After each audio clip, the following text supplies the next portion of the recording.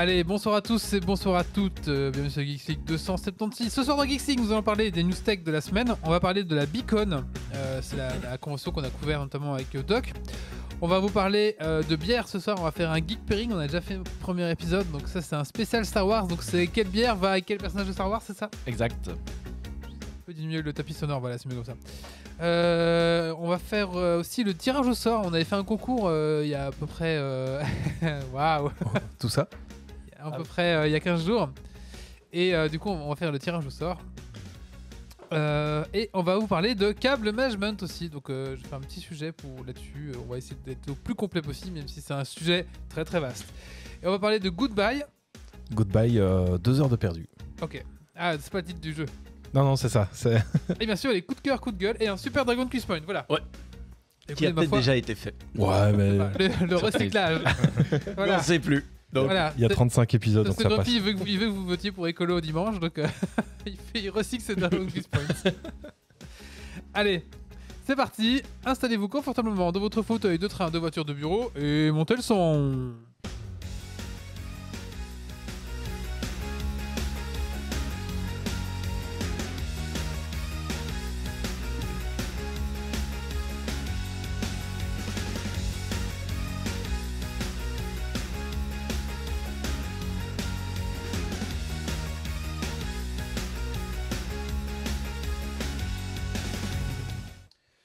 Allez, c'est parti. On va d'abord remercier nos tipeurs qui sont Gauthier, Pirken, c'est notre Jérôme. Merci à vous les gars et Zitophile. Merci. Écoutez, je propose qu'on commence le Geeks League par un petit tour de table. On va commencer par Zito, tiens, ça fait longtemps qu'on l'a pas vu. Bonsoir Zito. Bonsoir. Alors Zito, qu'est-ce que tu as fait du geek ces 15 derniers jours? Beaucoup de Netflix. J'ai vu Sous la scène hier. Alors, comment c'est? Moi, j'ai pas osé encore. C'était comme j'attendais. Nul. Oui, forcément. Mais je suis très friand des mauvais films. Est-ce que c'est un nanar ou est-ce que c'est juste un mauvais film? Obligatoirement, allez, il y a des requins sous la scène. Allez, il suffit de le dire. Il y a quand même des acteurs un peu connus, non? J'ai vu, non? Ah. Non, il n'y a pas un acteur connu? Je les ai pas vus. Non, Il est pas connu. Je les ai pas reconnus. Des acteurs français un peu connus, non? Non, enfin, bon, ça reste un bon moment si on aime ce genre de bêtises, sans aucun doute. Sinon, j'ai lu du comics, j'ai lu The Witcher, enfin, en tout cas, quelques bons comics de Witcher, des achats Lego pour le Star Wars Day, inévitablement. Oui, c'est vrai. Oui. Il y avait des bonnes offres ou c'était un peu... Il y a toujours des bonnes offres. Ouais. Bah, sur Amazon, c'était moitié prix. Ça dépend. Ça dépend lesquels, oui, en effet. Et 2 jours après, on était à Disneyland, on a rencontré le Mandalorian et Grogu. Mon gamin était heureux, et moi aussi. Est-ce que tu as racheté des Lego du coup? Ah, pour mon fils, oui. c'est le bon excuse. Il a mon dos. Ouais, parce qu'il y a Lego Store à l'entrée de Disney, c'est ça? Ouais, exact. Ouais. Donc voilà. Ok. Et combien de jours à Disney? Une journée. Ok, d'accord. Méo. Bonsoir Bonsoir. Méo. Bonsoir tout le monde. Qu'est-ce que tu as fait de geek ces 15 derniers jours? Moi, j'ai fait pas mal de Je jeux peux vidéo. avoir une petite pancarte avec vos prénoms, s'il vous plaît? J'ai tout oublié. C'est la rentrée scolaire. Moi, j'ai fait pas mal de jeux vidéo. J'ai fait du Song of Conquest, dont vous pouvez lire la chronique sur le site, Eiyuden Chronicles, dont vous pourrez bientôt lire la chronique sur le site, Chrome War, où vous pourrez entendre la critique un jour dans le podcast, et du WoW un petit peu. J'ai fait aussi de l'écriture jeu de rôle et pas mal de lectures le premier tome de Akira, Dritz de Urden, Les Chevaliers du Zodiaque, et une replongée dans Harry Potter qui fait largement plaisir. Très Voilà, bien. j'enchaîne les tomes. J'ai fini le 1 en 5 jours et là, en une semaine, j'ai fait les 3/4 du 2. Ok. Qui êtes-vous? Un micro qui tombe. Ouais, il y a un micro qui tombe. Et depuis tantôt, il arrête pas de se péter la gueule. C'est désagréable. Après 35 ans, ça arrive ce genre de problème. Alors, Il n'est pas en trottinette pourtant. ouais. Donc, qu'est-ce que j'ai fait? Bonsoir, série, ouais, bonsoir. Série, jeux de rôle, animé et conférences de développeurs, architectes et autres.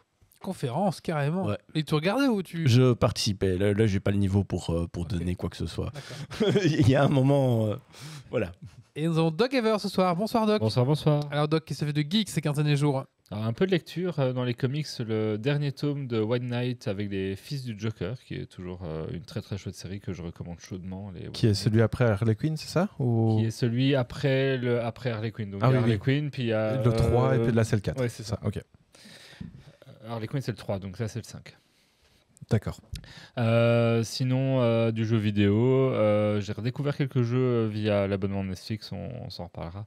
Et notamment de Queen Gambit, enfin en gros le jeu de la dame, qui est un jeu smartphone, tablette, inspiré de la série éponyme, et qui en fait est un très chouette jeu sur les échecs avec des problèmes, avec qui est pas mal de conseils pour apprendre et ainsi de suite. Donc qui est une application qui est plutôt bien foutue pour ceux qui voudraient s'essayer au jeu d'échecs, mais de manière un peu plus ludique, enfin en tout cas plus gamifié que jeu d'échecs classique. Est-ce que c'est le Baltro des échecs? Non, parce que ça part pas dans tous les sens, c'est juste qu'il y a des problèmes, il y a des trucs d'apprentissage et ainsi de suite, Ok. mais à travers un peu jeu smartphone où tu gagnes des étoiles et des pièces pour débloquer des trucs cosmétiques et des machins comme ça, quoi. Très bien. Et bah, quant à moi, écoutez, reprise en dur des tournois 9e âge. Là, j'ai fait un tournoi à Lille il y a 15 jours, c'est pour ça qu'il n'y avait pas de Geeks League, parce que je me suis mal organisé avec mon planning. On a fini 4e. Ah, dommage. Voilà.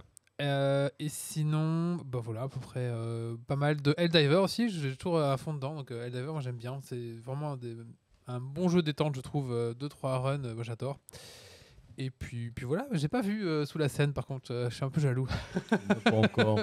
Ça m'intéresse pas plus que ça. Je pense que j'ai hésité. Et par contre, je me suis refait presque l'intégrale des Doctor House qui sont sur Netflix. Oh, il y en a pas beaucoup. Hein. Il y a 3 saisons, je crois. Non, il y a Ouais, les 5 6 saisons. Il y a 6. 6 saisons, ou 6 ou 8, mais c'est un truc comme ça. Et sachez que la saison 4, c'est les meilleurs pour l'instant. Voilà. Il y a 6 on me confirme Ah, d'oreille qu'il y en a 6, voilà, c'est ça. 8. 8 Ah bah 8, Oui, ça va, voilà, c'est ça. Et Ouais, donc là, c'est moi, quand même déjà long parce que c'est l'époque des épisodes de 50 minutes Ouais, c'est et long. Et de 24. je crois que je suis à la saison 5 ou 6, un truc comme ça. Avec les pubs dedans. Avec les pubs. Et bah merci à Stacy qui nous a fait le puzzle. Geeks Oui. League. Je sais pas si on peut mettre une caméra dessus. l'as encadré. Grand-fils, tu peux nous cadrer un truc dessus. Bon, en fait, je suis pile dans l'axe, mais Ah, ok. hop. Tu vas t'enlever. Voilà, et c'est un puzzle que mon épouse m'a offert avec le logo Geeks League et je suis content de le voir. Il y a 3 ans. Il y a 3 ans, et apparemment c'est un peu la galère quand même à faire parce qu'il y a quand même beaucoup de bleu. C'était un peu 50 nuances de bleu. ça fait déjà 3 ans ce truc-là. Et Ça, Non, c'est pour rire, mais ça fait un C'était ça pour fait les un 10 petit ans temps. de Geeks League, donc ça fait 4 ans même déjà. Ouais. Ça Voilà. fait beaucoup. Il y a eu 2 grossesses entre eux, donc forcément, Voilà. ça rallonge Mais le bon, temps. après, je sais pas si j'aurais été capable de le faire. Ou enfin, en tout cas, si j'aurais eu la patience de le faire comme ça. Ouais. Et je trouve qu'il rentre très bien. Et en Mais plus, je l'ai mis en sous-cadre. On et est tout. plusieurs Bah à avoir oui. participé. Oui, Ouais, super. On a Oui, plusieurs il y a Oufti. Oufti aussi qui a participé. Donc merci à tous ceux qui ont posé une pièce de puzzle dans ce puzzle. Et puis ma foi, je trouve que le résultat est incroyable. Bah oui, évidemment. Et puis on l'a mis sous cadre, histoire que Mais ça oui, rentre bien. vous avez fait, ouais, vous avez bien fait ça. Ouais. C'est trop beau. Top. Trop beau. Bon, on va commencer le podcast. Oui. Allez, c'est parti. Allez, c'est parti. On va commencer avec les news tech de la semaine.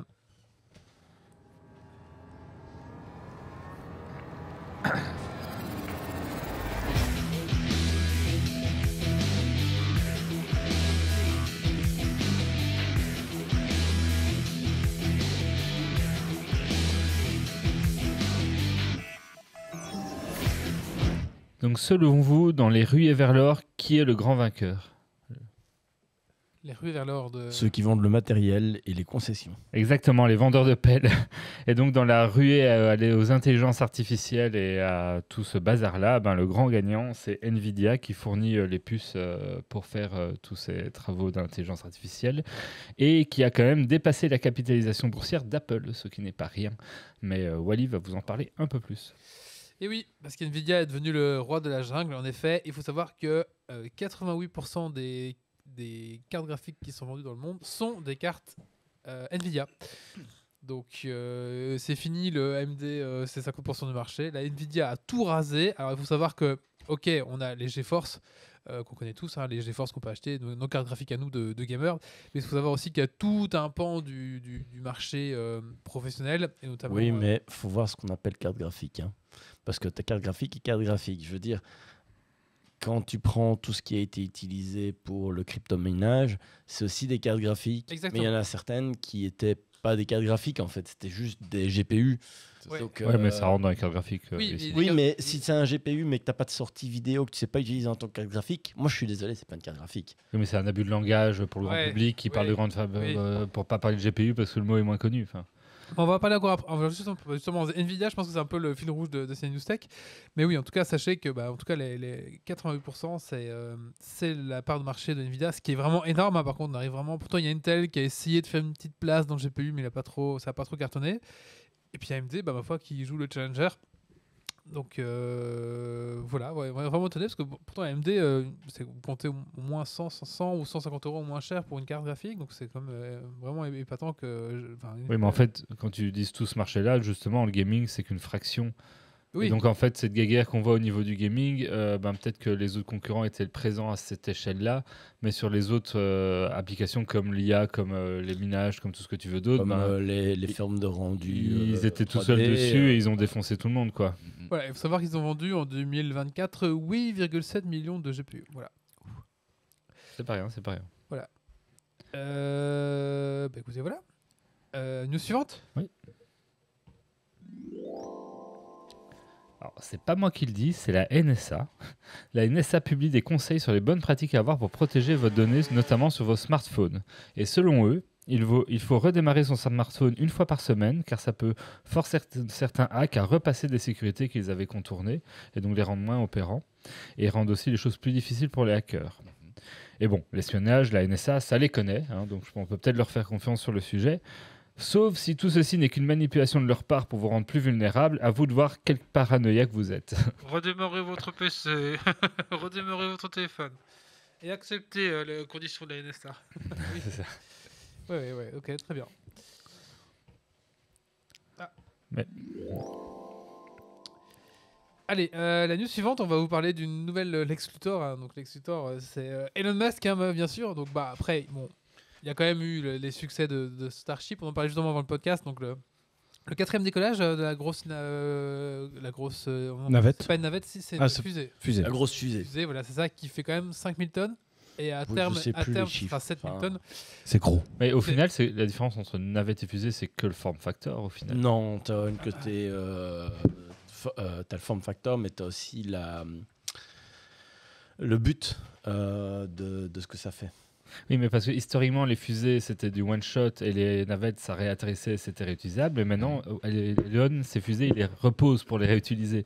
Ah, mais il n'y a pas des Oui. petites roues et ils se posent pas en avion. Oui, mais donc, Ça. in fine, on en arrive à la même finalité. Je crois que le fait que ce soit une navette. Non, c'est parce qu'il- qu'une C'est le navette, form le but, factor. c'est de transporter une partie humaine et une partie cargaison, mais une partie humaine relativement conséquente. Ouais. Là où une fusée, t'es plus en mode. Oui, t'as le form factor, mais c'est plus en mode cargaison, quoi. Ok. Ouais, merci Même pour, si t'as des humains dedans. Donc la navette, c'est un bus et la fusée, c'est un Zeston. C'est une voiture. Un Cybertruck. Cybertruck. Donc, ouais, j'en disais. Ah oui, donc Elon Musk, là, au détriment même de Tesla, parce qu'apparemment, il va récupérer un peu ses billes pour investir ailleurs de Tesla. Il a un peu perdu beaucoup de billes avec X. Hein, donc, Ouais. Et du coup, apparemment, voilà, au détriment de Tesla, et il va investir dans l'IA. Et apparemment, il a fait une commande de 100 000 GPU Nvidia, donc les H100. Alors, Ça a claqué, ouais. alors, j'ai été voir du coup ce que c'était le H100 de Nvidia. C'est pas la dernière puce C'est une espèce de carte GPU un peu moche comme ça, dans laquelle il y a 14 592 cœurs CUDA. Et il y a 80 gigas de mémoire vidéo. Voilà, un petit peu, si ça vous parle un petit peu. Et la bande passante de chacune, c'est 2 Tera à la seconde. Après, il y a quand même toute une série de puces qui sont en développement pour le grand public. Donc, je ne parle pas de trucs qui sont encore dans les laboratoires, mais dédiés justement à faire tourner les modèles d'IA. Et je suis curieux de voir justement à quel point, quand ça arrivera dans les smartphones, dans les PC portables, etc., à quel point ça va influencer le marché justement des GPU. Parce que, je veux dire, si tu as une puce qui peut te faire tourner même un petit modèle pour un prix tout à fait acceptable, il y a plein de gens qui pourraient avoir un petit truc qui tourne chez eux, qui permettent de faire le petit test. Tu n'aurais plus besoin de racheter une grosse carte graphique. Donc peut-être que ça changerait la donne. Et c'était pas Musk qui avait dit à un moment qu'il fallait tout arrêter de l'IA. Musk oui, a c'est- très très peur des IA. Mais c'est pas le Mais seul, on va en non. reparler après. Il a peur des Ok. IA de conscientes et intelligentes. Voilà, c'est ça. Ce qui n'est pas du tout le cas avec tout ce qui est génératif. C'est qu'on arrive à la singularité, c'est ça, et qu'on la dépasse. Avec tout ce qui est génératif, Oui. on n'y arrivera pas. Ah, c'est C'est non, pas mais non, parti non, du tout du même mode. C'est quand même une Oui, crainte oui, actuelle c'est des ça. gros ponts de la tech qu'à un moment donné, il y a des IA qui prennent le dessus et qui finissent vite par se dire l'humanité, c'est une merde qu'il faut mieux éliminer. Parce qu'il a lu Dune et il a lu Warhammer 40 000. Du coup, qu'est-ce qui va se passer? Mais non, pas que. il a vu l'épisode sur le yaourt de Love, Death plus Robot. Ah, mais sinon, il a écouté la dernière Geeks League, la dernière Aussi. chronique de Geeks League. Ok, ouais. Est-ce qu'il contracte? Allez, news suivante. Ben justement, selon vous, qui sont les nouveaux lanceurs d'alerte? Les gens sur X. Les gens qui travaillent dans les boîtes IA. Bah. Donc en fait, les anciens salariés de boîtes Alors, IA déjà, tels quand que... tu dis les anciens salariés, t'as tout dit. Enfin, toi, les mecs. Ouais, qui mais sont bon, partis. Ouais. Ils sont partis. Parce que oui, sans doute qu'en partie, ça leur convenait pas ce qui s'y passait. ils sont mais donc, configurés de comme trucs des- OpenAI ou Google DeepMind ont fait une lettre ouverte où en fait ils demandent des droits d'alerter qui seraient mis en place dans ces sociétés-là pour mieux protéger en fait les employés qui ouvriraient un peu leur gueule. Ils veulent que les sociétés ne soient notamment plus autorisées à mettre en place des accords interdisant de critiquer l'entreprise sur le fait, si l'entreprise met des choses en place qui éthiquement et ainsi de suite sont un peu middle, qu'ils n'aient pas un contrat qui les dégage automatiquement dès qu'ils émettent la moindre critique. Et qu'il y ait des procédures anonymes permettant aux collaborateurs de remonter les préoccupations au sein de ces sociétés-là. En effet, selon eux, ces sociétés autour de l'IA posent de nombreux risques sociétaux sur l'augmentation des inégalités, la manipulation et la désinformation, et la perte de contrôle d'IA autonome pouvant entraîner l'extinction de l'humanité. Rien que ça. Donc oui, tout ça, c'est des préoccupations actuelles et réelles de personnes ayant travaillé dans ces structures de trucs d'IA, et plus des scénarios de SF. Après, si tu travailles là-bas, tu sais bien que tu vas travailler sur ce genre de choses. Je sais pas, ouais, Tu signes pour ça, quoi. Enfin, Ah oui, tu sais que travailler sur ça n'empêche pas le de pouvoir problème, monter des problèmes éthiques. Le problème, c'est qu'il y a beaucoup de problématiques éthiques qui sont un petit peu jetées à la poubelle. C'est pour ça qu'il y a beaucoup de mouvements d'employés qui vont d'une boîte à l'autre, etc. Parce que simplement, en fait, il y a des éthiques qui sont vraiment bafouées, notamment avec les jeux de données et l'entraînement qui est fait. Il y a quand même beaucoup de questionnements à se poser sur le sujet. Et dès que c'est soulevé, la direction en a souvent rien à battre. Quand tu as des interviews des gens qui sont partis, alors après ils sont partis ou ils ont été virés, donc c'est toujours discutable, mais justement c'est intéressant d'écouter que c'est souvent pour des questions éthiques plus que autre chose qui a des départs, ou éthique au sens large, dans le sens où c'est des décisions managériales où en fait on bafoue plein de choix. on y va à fond et peu importe Oui, ce qui se passe, quoi. et en fait, au départ, on avait dit on va faire un carré, et au final, tu fais un dodécaèdre, ça n'a plus rien à voir avec ce qui est prévu au départ, et ton dodécaèdre est limite sur certains aspects, quoi. Je pense que l'ambiance doit être à peu près la même que dans les sociétés qui faisaient du nucléaire dans les années 50-60, donc qui faisaient des EGN dans les années 70-80. Quoi. Vous avez vu, c'était à peu près le même délire. Ouais, et doivent, puis, tout doit aller plus vite, donc il y a vraiment une urgence aussi, donc on passe vite Puis, à travers les gardes. Allez, en vrai, si Mhm. ces scénarios un peu science-fiction de dire il y a un machin, une IA à un moment donné qui devient un peu autonome, qui prend le dessus ou des machins comme ça, ça arrivera dans ce genre de grosses boîtes ça sera leur truc de R&D du moment hyper secret qui va leur péter à la gueule et qui va prendre le pas. Ça sera pas un truc grand public qui sera Mais annoncé. de toute façon, c'est pas. Là, actuellement, on est surtout sur l'IA générative. L'IA générative est un tout petit domaine de l'IA et qui n'est pas du tout sur la partie qui travaille sur la conscience, sur vraiment l'intelligence, etc. C'est vraiment un tout autre domaine, et là, on est très loin d'y être. Oui, bah oui. Ouais, dans ce qui est connu maintenant d'office, ce genre Non, de grands groupes ont des je veux dire- trucs R&D, et tu sais pas ce qui, enfin ils ont d'office de l'avance là-dessus. C'est pas Midjourney qui va nous... J'ai un pote, il travaille dans un labo qui est dédié à ça. Voilà, ils en sont loin. C'est pas ta génération d'images qui va prendre le contrôle, quoi, on va dire. Tiens, prends-toi une image de Mario. Même mal faite. Et par contre, j'ai partagé Oui. un lien pour ceux que ça intéresse de quelqu'un. Bon, c'est un lien en anglais qui explique un petit peu certains trucs autour de l'IA et à quel point c'est un outil. Et qu'il faut arrêter de voir ça va prendre nos boulots, c'est pas bien, c'est bien, machin. C'est arrêter de le voir en noir et blanc et plutôt réfléchir à concrètement ce que ça amène comme outil, mais aussi ça c'est pris avec quelqu'un qui a un avis, qui a un certain passif, puisque c'est quelqu'un qui a inventé le terme de perma-computing, donc pour la permaculture des ordinateurs. En gros, c'est pour essayer de diminuer la consommation des ressources que les gens font par rapport aux ordinateurs, et plus avoir une vision à long terme, parce que toute une série de choses, ça ne sert à rien de... Je veux dire, pour ce que monsieur et madame tout le monde fait, un vieil ordinateur qui a 10-15 ans fait toujours le même boulot. C'est pas un souci. Il peut largement suffire. Mais voilà, donc c'est un texte intéressant. Je vous conseille à l'occasion d'aller le lire si vous comprenez l'anglais, sinon d'utiliser un traducteur. J'irai lire. Mais après, moi, je dis pas que. Si c'est ChatGPT ou un Je dis pas que les IA c'est pas bien, que ça va prendre les boulots ou quoi. Ça, de toute façon, ça fait partie des évolutions et c'est un outil. Mais par contre, les géants ou les grandes entreprises multinationales qui sont là-dedans, je n'ai absolument aucune confiance dans le fait que si à un moment donné il faut arrêter parce que ça devient trop risqué, ou alors s'il y a des problèmes éthiques ou quoi, que ça peut tuer vraiment beaucoup de gens, mais qu'à côté de ça, ça leur fait vraiment beaucoup de pognon, ils feront la décision de freiner. Non, je n'y crois absolument pas. Ça fait la masse de thunes, il faut. Je veux dire, tant qu'il n'y aura pas une loi, un machin, un truc régulateur qui les empêchera d'eux, ils le feront. C'est ça qui est en fait inquiétant dans ces trucs-là. Et ça a été le cas pour tous les grandes tech et tous les grandes avancées précédemment. Ouais, je crois qu'on n'y est pas encore, mais ouais. Bah, news suivante.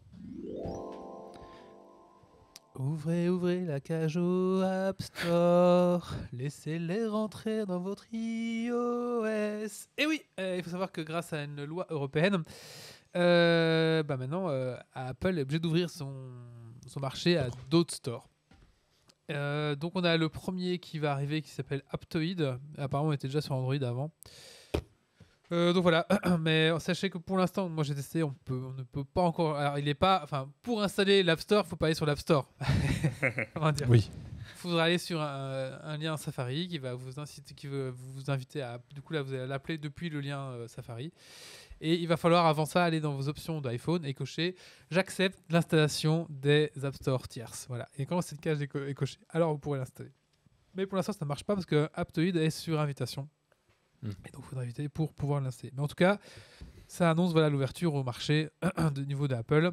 En sachant qu'Apple se rince toujours au niveau du pognon qui passe à travers leur truc. Mais en tout cas, voilà, ça va permettre d'autres choses et peut-être un peu d'ouverture de marché, ce qui est pas mal au final. Ils ont besoin de pognon, ils se sont fait dépasser par Nvidia. Ouais. C'est ça. Et par contre, le code est toujours vérifié ou de la même façon pour être validé, etc. Quoi. Donc, quoi ? Qu'est-ce qu'il y a ? Si c'est un store officiel, il n'y a pas de souci, mais vu que à partir du moment où tu permets d'ouvrir un peu plus, tu vas probablement très vite avoir des gens qui vont te proposer d'installer des trucs un peu plus limites. Et puis de là, tu as tout et n'importe quoi qui peut être fait, comme sur le reste. Hein. Tu as le grand argument d'Apple pour ne pas vouloir que ça arrive. Mais il me semble avoir... Apple ne voulait pas. Ouais. Il me semble avoir entendu que même si tu es sur un App Store tierce, tu dois quand même remplir la validation Apple ou un truc comme ça. Donc, oui, si tu veux que tout soit bien fait en tant qu'entreprise, mais si... Non, mais pour être accepté en installation, même via un store externe. Quoi. Les cloisons seront d'office plus minces et plus faciles à contourner qu'avant. Apparemment, tout va passer encore dans les pattes d'Apple avant d'être sur n'importe quel store. De toute façon, je sais que pour les stores officiels, par exemple, il y a quand même une commission qui sera prise, etc. Oui. Donc, c'est pas... C'est pas gratuit, hein. C'est pas... c'est ça. Et ça leur coûte... Enfin, ils gagnent 5% de plus. Enfin, Apple prend 5% de moins que si c'était sur leur store ou un truc comme ça. Okay. Donc, ok. J'ai pas suivi ça au niveau des payés d'ailleurs. C'est des trucs que j'ai entendus dernièrement. Mais... News suivante, du X sur X. Jusqu'ici, la plateforme X n'avait jamais vraiment ni banni ni autorisé le contenu pour adultes de sa plateforme, laissant le tout dans un flou, disons, artistique. Mais c'est fini. Depuis le 3 juin, X autorise officiellement le contenu X sous certaines conditions censées assurer la protection des mineurs et éviter le contenu non consenti. Bon, on sait ce que ça donne avec tous les autres sites du même genre. C'est très limité comme protection. Mais donc, du X sur X, moi, je trouve que c'est beau comme phrase. Il y a une espèce de boucle bouclée. Dont les maris aussi qui dorment sur le canapé parce qu'ils prennent un abonnement X Premium. Ah bah vas-y, raconte-nous ton histoire. Mais... Ah non, j'avais vu passer ça sur Twitter, justement, un gars qui était en mode bon, bah, je dors sur le canapé parce que ma femme a vu que je payais un abo pour X. Ouais, on dirait Astésix, c'est Mais non, Twitter X. Donc voilà. Je paye pas pour un truc Non, que non, tu peux avoir gratos. Il a juste pris un abonnement sur OnlyX.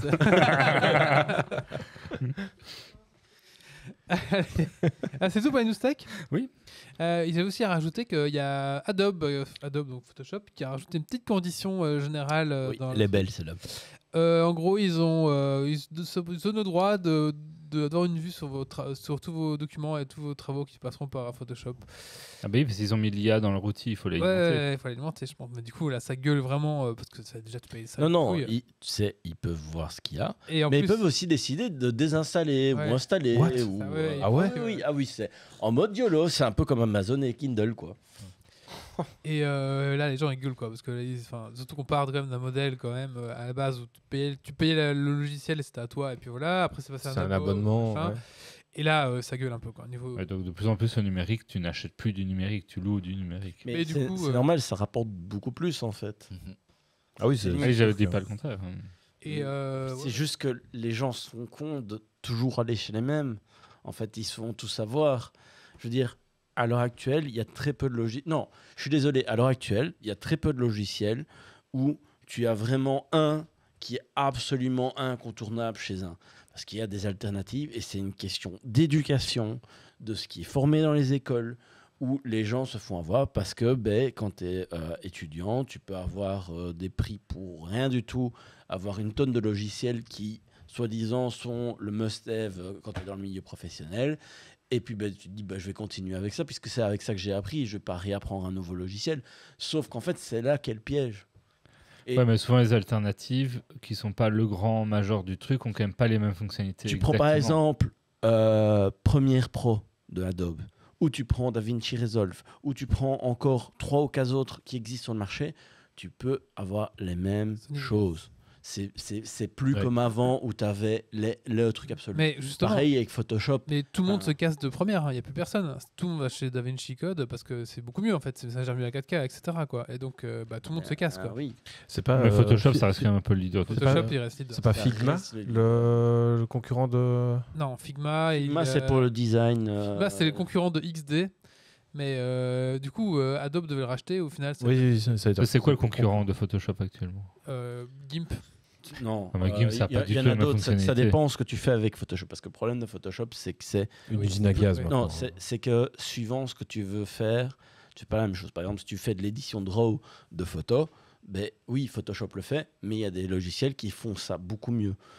J'ai plus en tête les noms, donc je ne saurais plus les faire. Oui, oui, t'inquiète. Si tu fais de la manipulation d'images pour faire du design artistique, etc., il y a aussi des logiciels alternatifs. Si tu fais des trucs... Le truc, c'est que Photoshop est un des seuls qui fait l'ensemble ensemble, mais souvent, si tu as un usage professionnel ou un usage semi-professionnel, mais tu es sur un seul secteur, et sur un seul secteur, ou même 2 secteurs, mais tu as des logiciels tout à fait dédiés.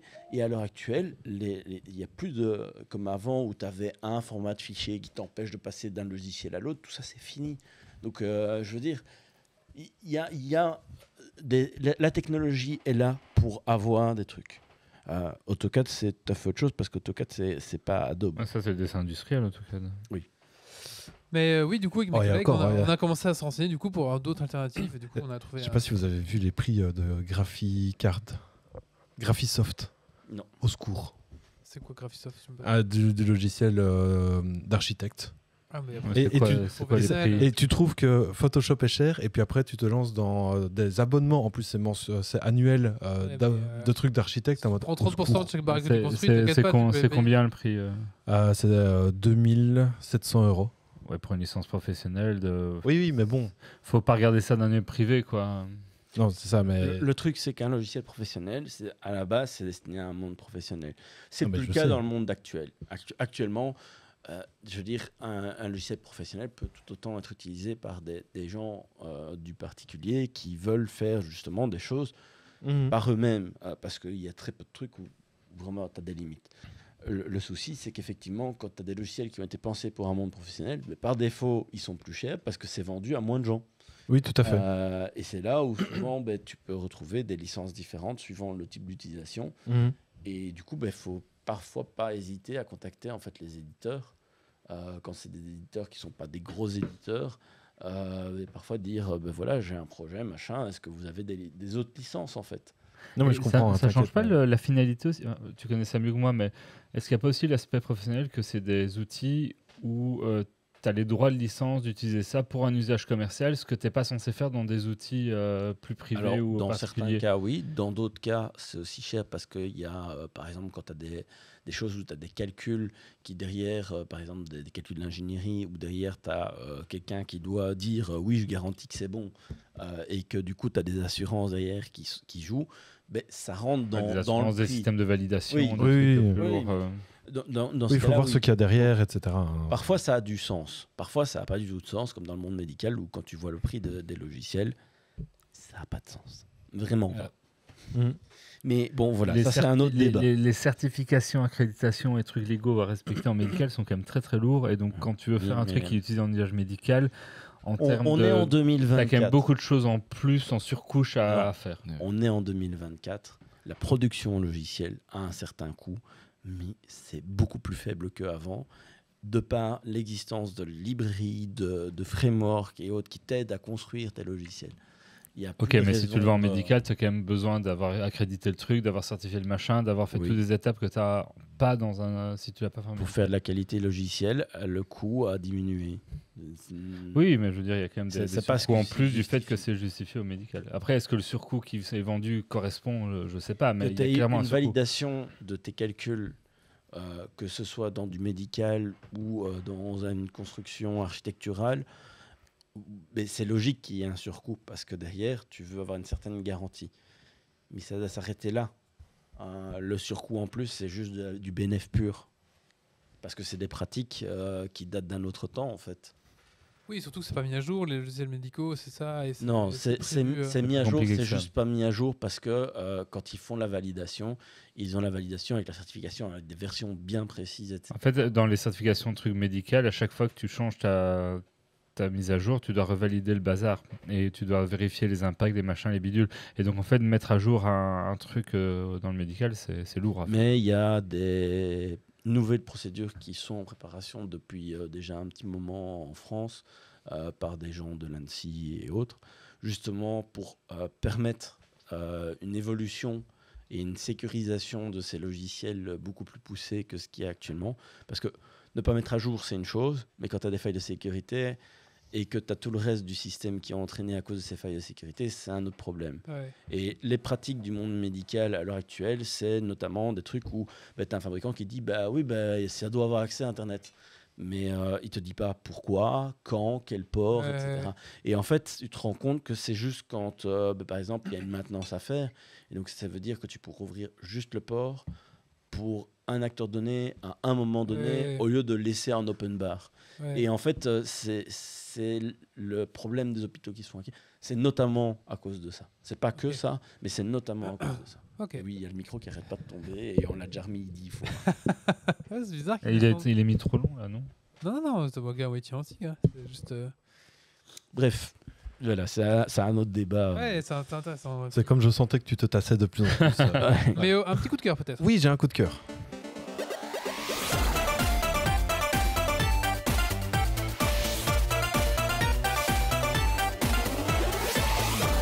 Alors, c'est un coup de cœur pour le Spotify Playlist Randomizer de Steven Hylang. Je le prononce sûrement mal, désolé.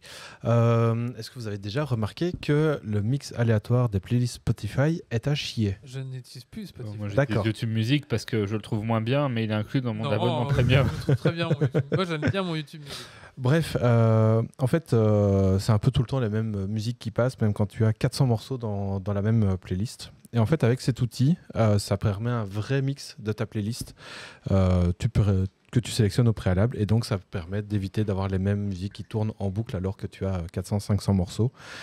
Le seul problème, c'est que ça marche pas avec les titres que tu likes sur sur Spotify, donc il faut passer par une playlist intermédiaire pour avoir ça. Et c'est assez rapide, il faut compter plus ou moins 1 minute pour 500 musiques dans une playlist. Donc voilà. On dit merci Guy, merci Steven. Merci Steven. Et je le fais genre tous les lundis, comme ça j'ai un nouvel ordre aléatoire sur la playlist. Ok. Et si on parlait de bière et que maintenant, on va nous parler un petit peu de bière, on va essayer de lier les bières. Trop bien. Les bières des Piu Piu. geek avec Star Wars. C'est parti.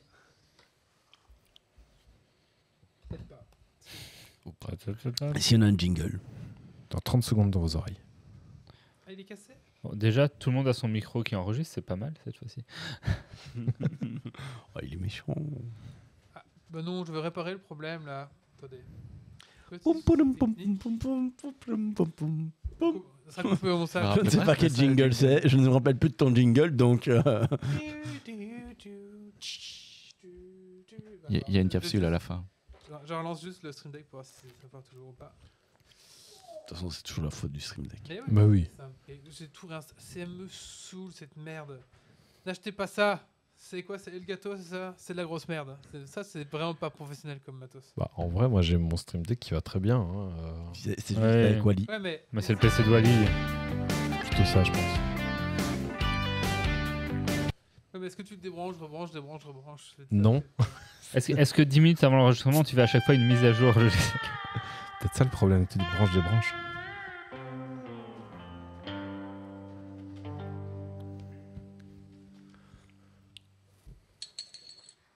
Aujourd'hui, second volet de Geek Pairing, de ce qui pourrait donc devenir a priori un triptyque si on fait.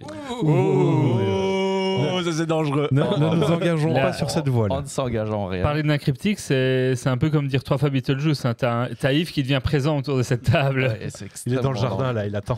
Et puis tout d'un coup, il y a des produits Amazon qui arrivent. Non, non. Et je peux vous dire, il n'y a pas de bière sur Amazon. Donc, on va explorer une galaxie lointaine, très lointaine, et découvrir quel style de bière on pourrait associer avec certains des personnages clés de la saga Star Wars. Bon, forcément, n'hésitez pas là autour de la table à me donner votre avis. Et donc, on va commencer par Luke Skywalker. Ne regardez évidemment pas les notes, sinon...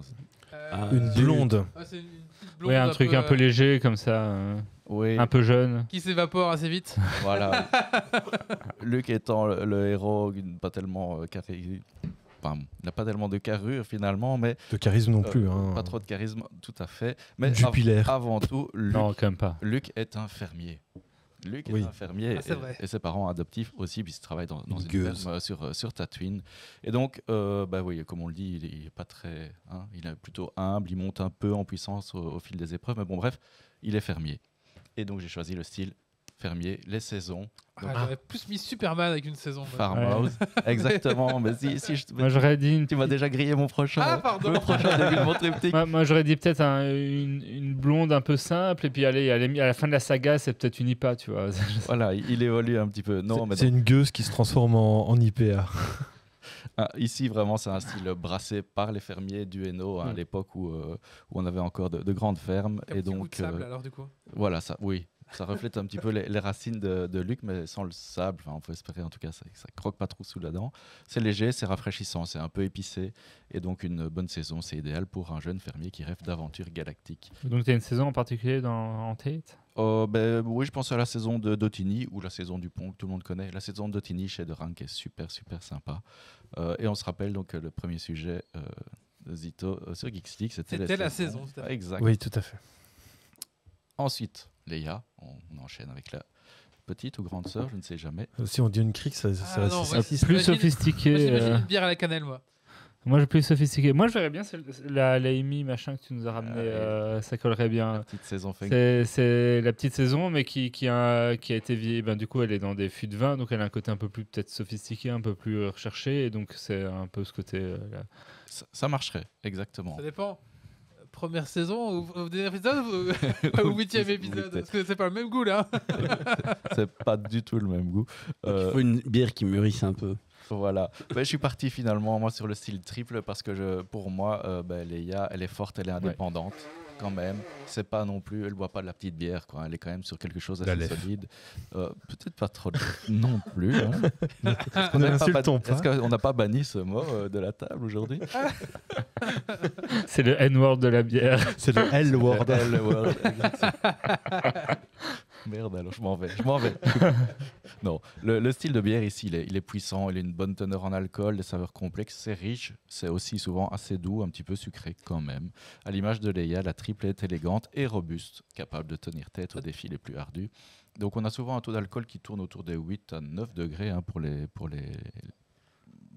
triples habituelles. Et donc la triple qui va bien, c'est la Westmalle, toujours, sans aucun doute. Sinon, ça aurait pu être une bière jumelle à Luc. Ouais.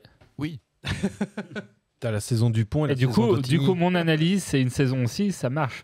Et alors la jumelle à la saison, c'est la bière de garde française. Ah bah voilà. Tu spoil l'épisode 6. Ah oui, je spoil. Aïe, aïe, aïe, je suis ton spoil. père. Oh, j'avais vu Star Wars d'écouter Geeks c'est League, bon, les gars. hein, ça C'est fait bon, déjà hein. quelques années. On va On bientôt se- arriver aux 50 ans. Il y a prescription, c'est bon. Allez, on passe à Chewbacca. C'est pas lu ça. Bière aux cheveux. Il y a une bière qui est brassée avec des levures de barbe. Ah voilà, Ouais. c'est celle-là. Celle-là. Ouais. Bon, allez, je partais sur un oui heavy, donc le style Scotch Ale. On le connaît plus Ouais. sous le nom de Scotch chez nous. Donc, c'est des bières qui sont bien fortes, c'est écossais, c'est robuste. Ah, j'aurais plutôt vu ça pour Han Solo. Ah, Il y a un petit Ah, côté non. écossais. Moi, j'ai une idée pour Han Solo. écoute, en tout cas, ici, Chewbacca, c'était vraiment un style fort en alcool, mais doux quand même, parce que Chewbacca, il a un grand cœur. Mais Han Solo, dites-moi. Alors moi, Han Solo, c'est de la Duvel vieillie en fût de whisky. Oh, Non. carrément. Ouais, un bon truc robuste qui en a vu. Ouais, justement, je le voyais sur quelque chose de plus léger, parce que... Il est pas léger. pour pouvoir tirer en premier, il ne faut pas être sous. Et donc, moi, j'étais C'est de la pied de bœuf. Han Solo. simplement sur une American IPA. Et donc, oui, plutôt par rapport à l'amertume, les arômes intenses, il y a beaucoup de houblon, mais c'est pas non plus trop fort en alcool, donc il peut rester un petit peu alerte pour piloter le faucon. Après, moi, c'est dans le style baroudeur qui en a vu, tu vois. Mais ouais, C'est, pour Han Solo, je dois dire qu'il n'y avait pas une carte magique. Je Mm. pense qu'elle fonctionne à peu près toutes.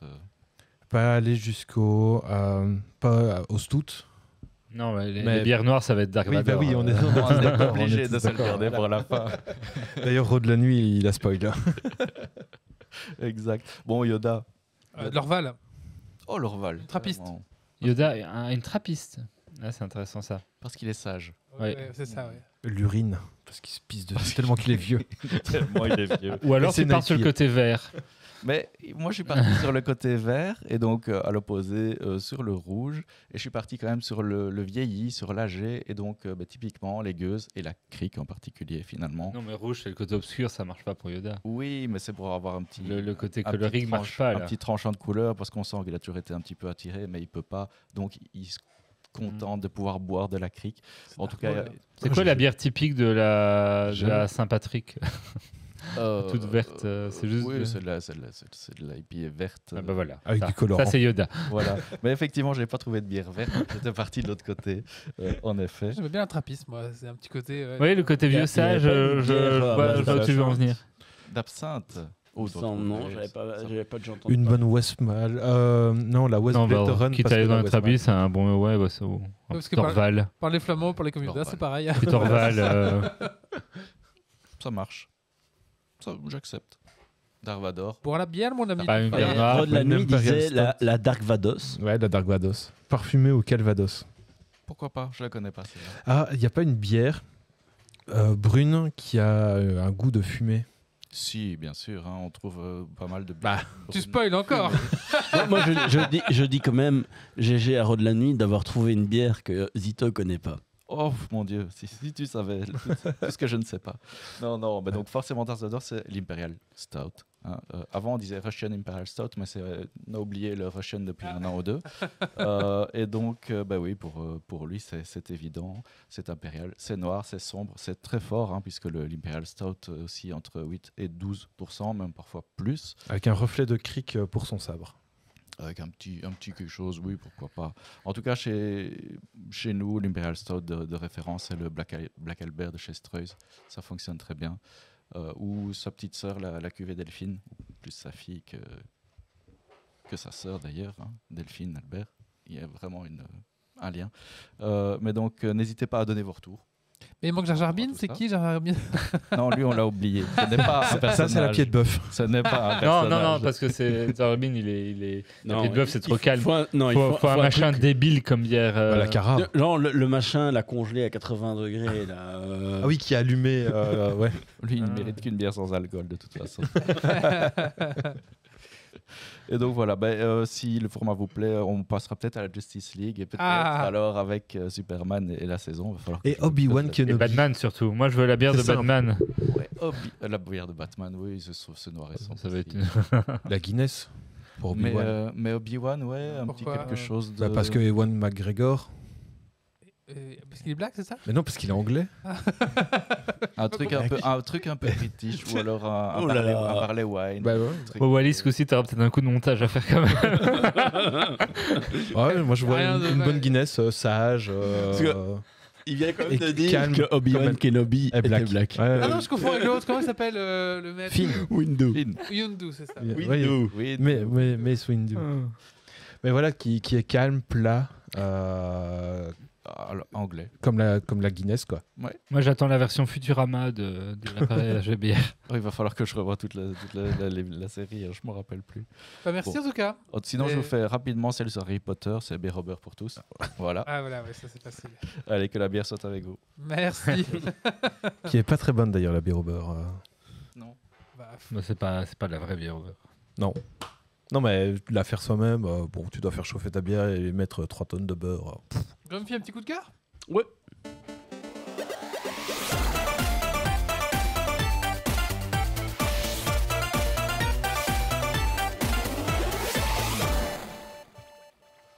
Eh ben, mon coup de cœur, c'est la conférence auquel j'ai été, qui est la DDD Europe de 2024, puisqu'on est en 2024.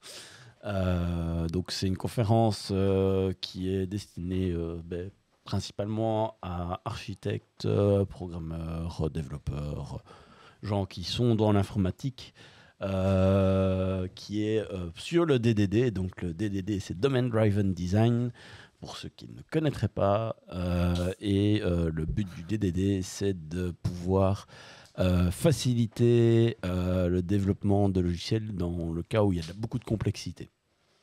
Donc quand tu as des choses compliquées à faire, ça t'aide à mettre en place des tactiques pour. Voilà. D'accord. Donc pour ton travail, t'as besoin de ça?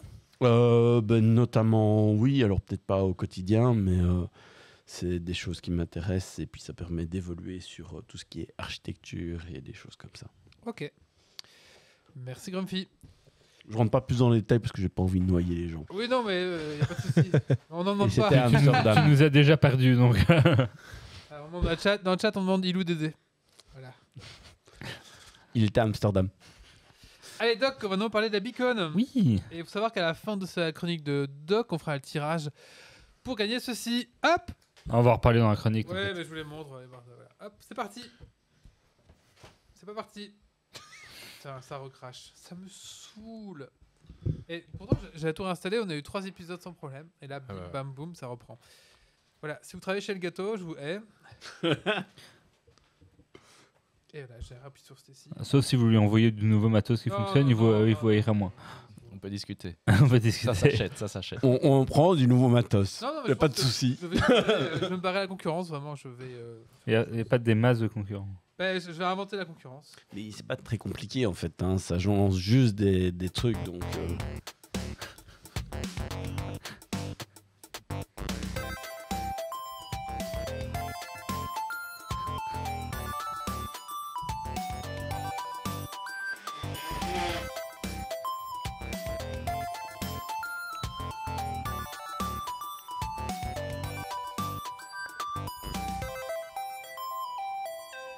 Je viens d'avoir une image quand même où Wally allait commencer à développer, à faire un boîtier en 3D qu'il allait imprimer lui-même pour faire un concurrent au Stream Deck, qu'il allait faire avec Grumpy pour faire toute la connectivité et le code, que Yves serait impliqué dans le soudage. Donc finalement, ça ferait peut-être pas tout à fait ce que ça devait. Finalement, ce sera un stream deck normal, quoi. Il marchera pas, mais au moins, c'est pas mieux que l'autre. C'est ça. Mais au moins, c'est un fait personnel. Au moins, il planterait pas.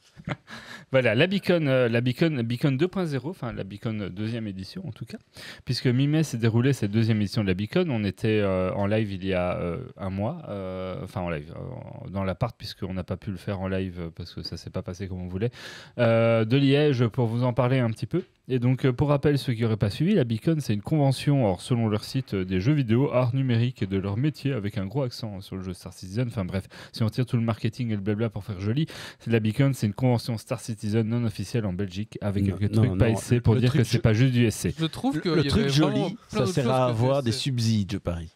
Oui, mais il y avait des trucs bien. Liège. Non, on va revenir. Il y avait des trucs bien. Franchement, Honnêtement, le contenu plus que essai est intéressant. Maintenant, le contenu plus que essai, je pense pas, n'attire pas les gens. Les gens viennent pour essai et c'est un plus. Donc après, c'est Star Citizen. oui. On vous réexplique, dont vous en avez parlé. Après une première édition qui nous a bien plu il y a 2 ans, cette édition était l'édition des un peu superlative, puisqu'elle devait, selon l'annonce, être plus grande, plus belle, plus d'activités et de plus beaux invités. Mais au final, cette Beacon 2.0 a-t-elle tenu ses promesses? Comme on y était avec Wally, on vous raconte. Ouais. Alors, la Beacon, ça se passe à Liège, ça se passe à la base, la première édition au hall de la Constitution à Liège, qui est une salle en fait avec une salle de carré, voilà, de trucs avec un truc où on peut faire des expos, des machins, des trucs comme ça. Et en plus de ça, cette année, on avait le droit à un espace extérieur, l'espace de la Plaine des Arts, et un accès au B3 qui est en fait le centre des ressources et de la créativité de la province de Liège, une espèce de bibliothèque, mais avec plein de trucs artistiques autour, avec un Fab Lab et des machins comme ça. Donc on a eu le plaisir de retourner d'abord au hall de la Constitution, qui avait fait le succès de la première édition, et là-bas on a pu y découvrir les stands des corpos qui étaient dans un décor à la Grimex. Grimex, c'est un peu la station dans Star Citizen qui est avec tous les pirates de l'espace et machin comme ça. Donc c'est la station un peu pétée, et donc avec le décor de ça. D'ailleurs, Wally a même pu goûter un petit scorpion en petit apéro. Petit coup de cœur d'ailleurs dans tous ces corpos. Donc les corpos, c'est des groupes de joueurs un peu passionnés qui ont créé des corporations et qui étaient là pour montrer un peu ce qu'ils faisaient et avoir un stand et animer le truc. Et donc petit coup de cœur pour Wormhole Tribune, que j'aime beaucoup parce que c'est un site d'actu en fait qui reprend un peu le format d'un site de genre Times ou des machins comme ça, et qui en plus avait fait une version papier, journal papier pour la Citizen, la Beacon, donc c'est assez sympa. Et moi j'ai quand même un petit coup de cœur, mais depuis il y a 2 ans, pour les Black Authors Corporation, qui est une corpo en fait qui est un super artiste qui fait des affiches du tonnerre, donc c'est toujours un plaisir de passer sur leur stand. Donc dans cet espace, on avait aussi des stands de Trustmaster. Il y avait moyen d'essayer le jeu avec des setups double joystick. Il y avait pas mal de PC pour ça. On s'y est pas trop arrêté. On a ce qu'il faut à la maison. Il y avait le EMI12 qui nous a proposé du karting avec des casques VR. Donc c'était des vrais kartings mais avec un casque. Donc pas un réalité augmentée mais réalité virtuelle. Pour le coup, ça nous a pas plu. Mais pour avoir discuté avec les gars qui tenaient le stand... Alors les deux discours, ça a chié. Alors ça nous a pas plu. Oui. Mais pour les gars en fait, ce qui se passe, c'est que normalement, quand c'est un peu un Mario Kart, donc tu lances des bonus, des machins. Si tu vas dans les décors, ça ralentit ton kart et ainsi de suite. Et les bonus marchaient pas. Donc tu pouvais complètement traverser au milieu du vide et le kart ralentissait pas. Donc en fait, la course n'était pas très impactée. J'en ai discuté après avec eux. Manifestement, normalement, il est censé y avoir des interactions. Mais là, ils enchaînaient des sessions de 3 minutes non-stop sans rebooter le machin. Et à un moment donné, c'est parti en cacahuète. Moi, je connais même pas l'autre carte.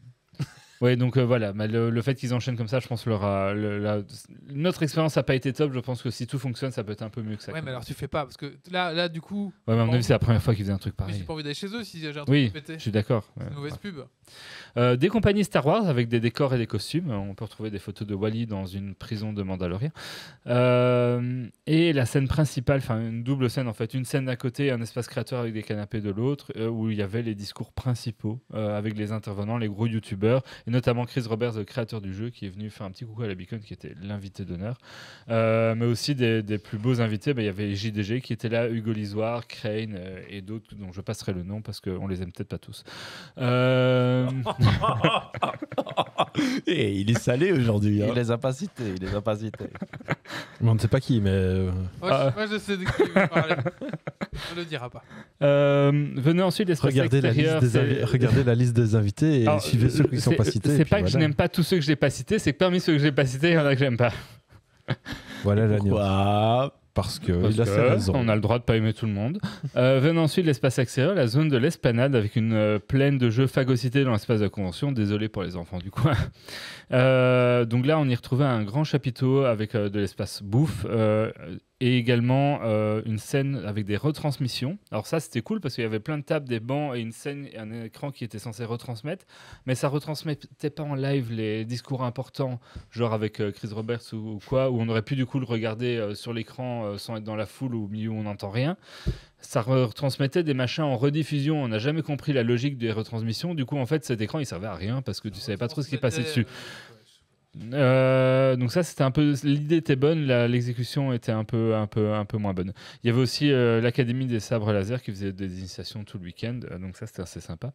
Oui, parce que j'ai pas dit, ça durait 2 jours. Donc c'était du vendredi après-midi jusqu'au samedi soir. On pouvait acheter des pains saucisses à 10 €, bordel de cul.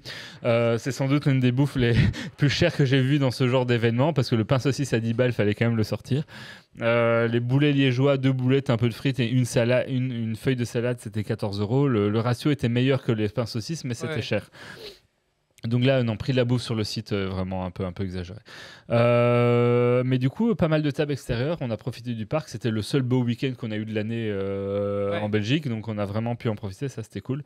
Alors, un petit concert le vendredi soir d'un artiste dont j'ai oublié le nom parce que c'était pas une musique qui m'intéressait. Et un blind test le samedi soir. On n'a pas trop compris le délire du blind test. Mais voilà. Ça plaît aux gens. Last but not least, le B3, qui pour le coup était un bâtiment ouvert au public puisque c'est une bibliothèque, enfin c'est un espace média, et donc il n'était pas privatisé pour l'occasion. Toutes les autres activités qui ont lieu d'habitude dans cet espace-là continuaient d'avoir lieu. Mais dans le grand hall, on a pu retrouver des vaisseaux imprimés, des trucs d'impression 3D peints et tout, assez sympa, et dont un vaisseau de rétribution ultra gigantesque qui était une très belle maquette de chinois. C'est grand que la maison de Méo, en longueur. Ouais, mais sans déconner. Et, De là jusque-là, hein, facile. Un groupe de vrais Chinois qui ont été invités avec la maquette et tout qu'ils ont ramené. Donc ça a dû coûter une blinde à transporter. Et puis même le transport d'un machin comme ça en avion. Enfin bref. Le jeu Squadron. Alors le jeu Squadron, c'est le fameux jeu. Saucisses. Oui, les pains saucisses. Oui, qui n'ont peut-être pas suffi manifestement sur la rentabilité des ventes. Le jeu Squadron qu'on a pu tester, donc c'est le jeu pour lequel on vous fait gagner une carte, qui est une vraie tuerie. En gros, c'est un jeu de cartes de stratégie dans l'univers de Star Citizen. Le jeu a été créé sous licence créative par Thomas Eberhard, un Allemand un peu fou qui était excellent. On a discuté avec le créateur. Vraiment chouette gars. C'est un policier, mais vraiment plein de peps et tout.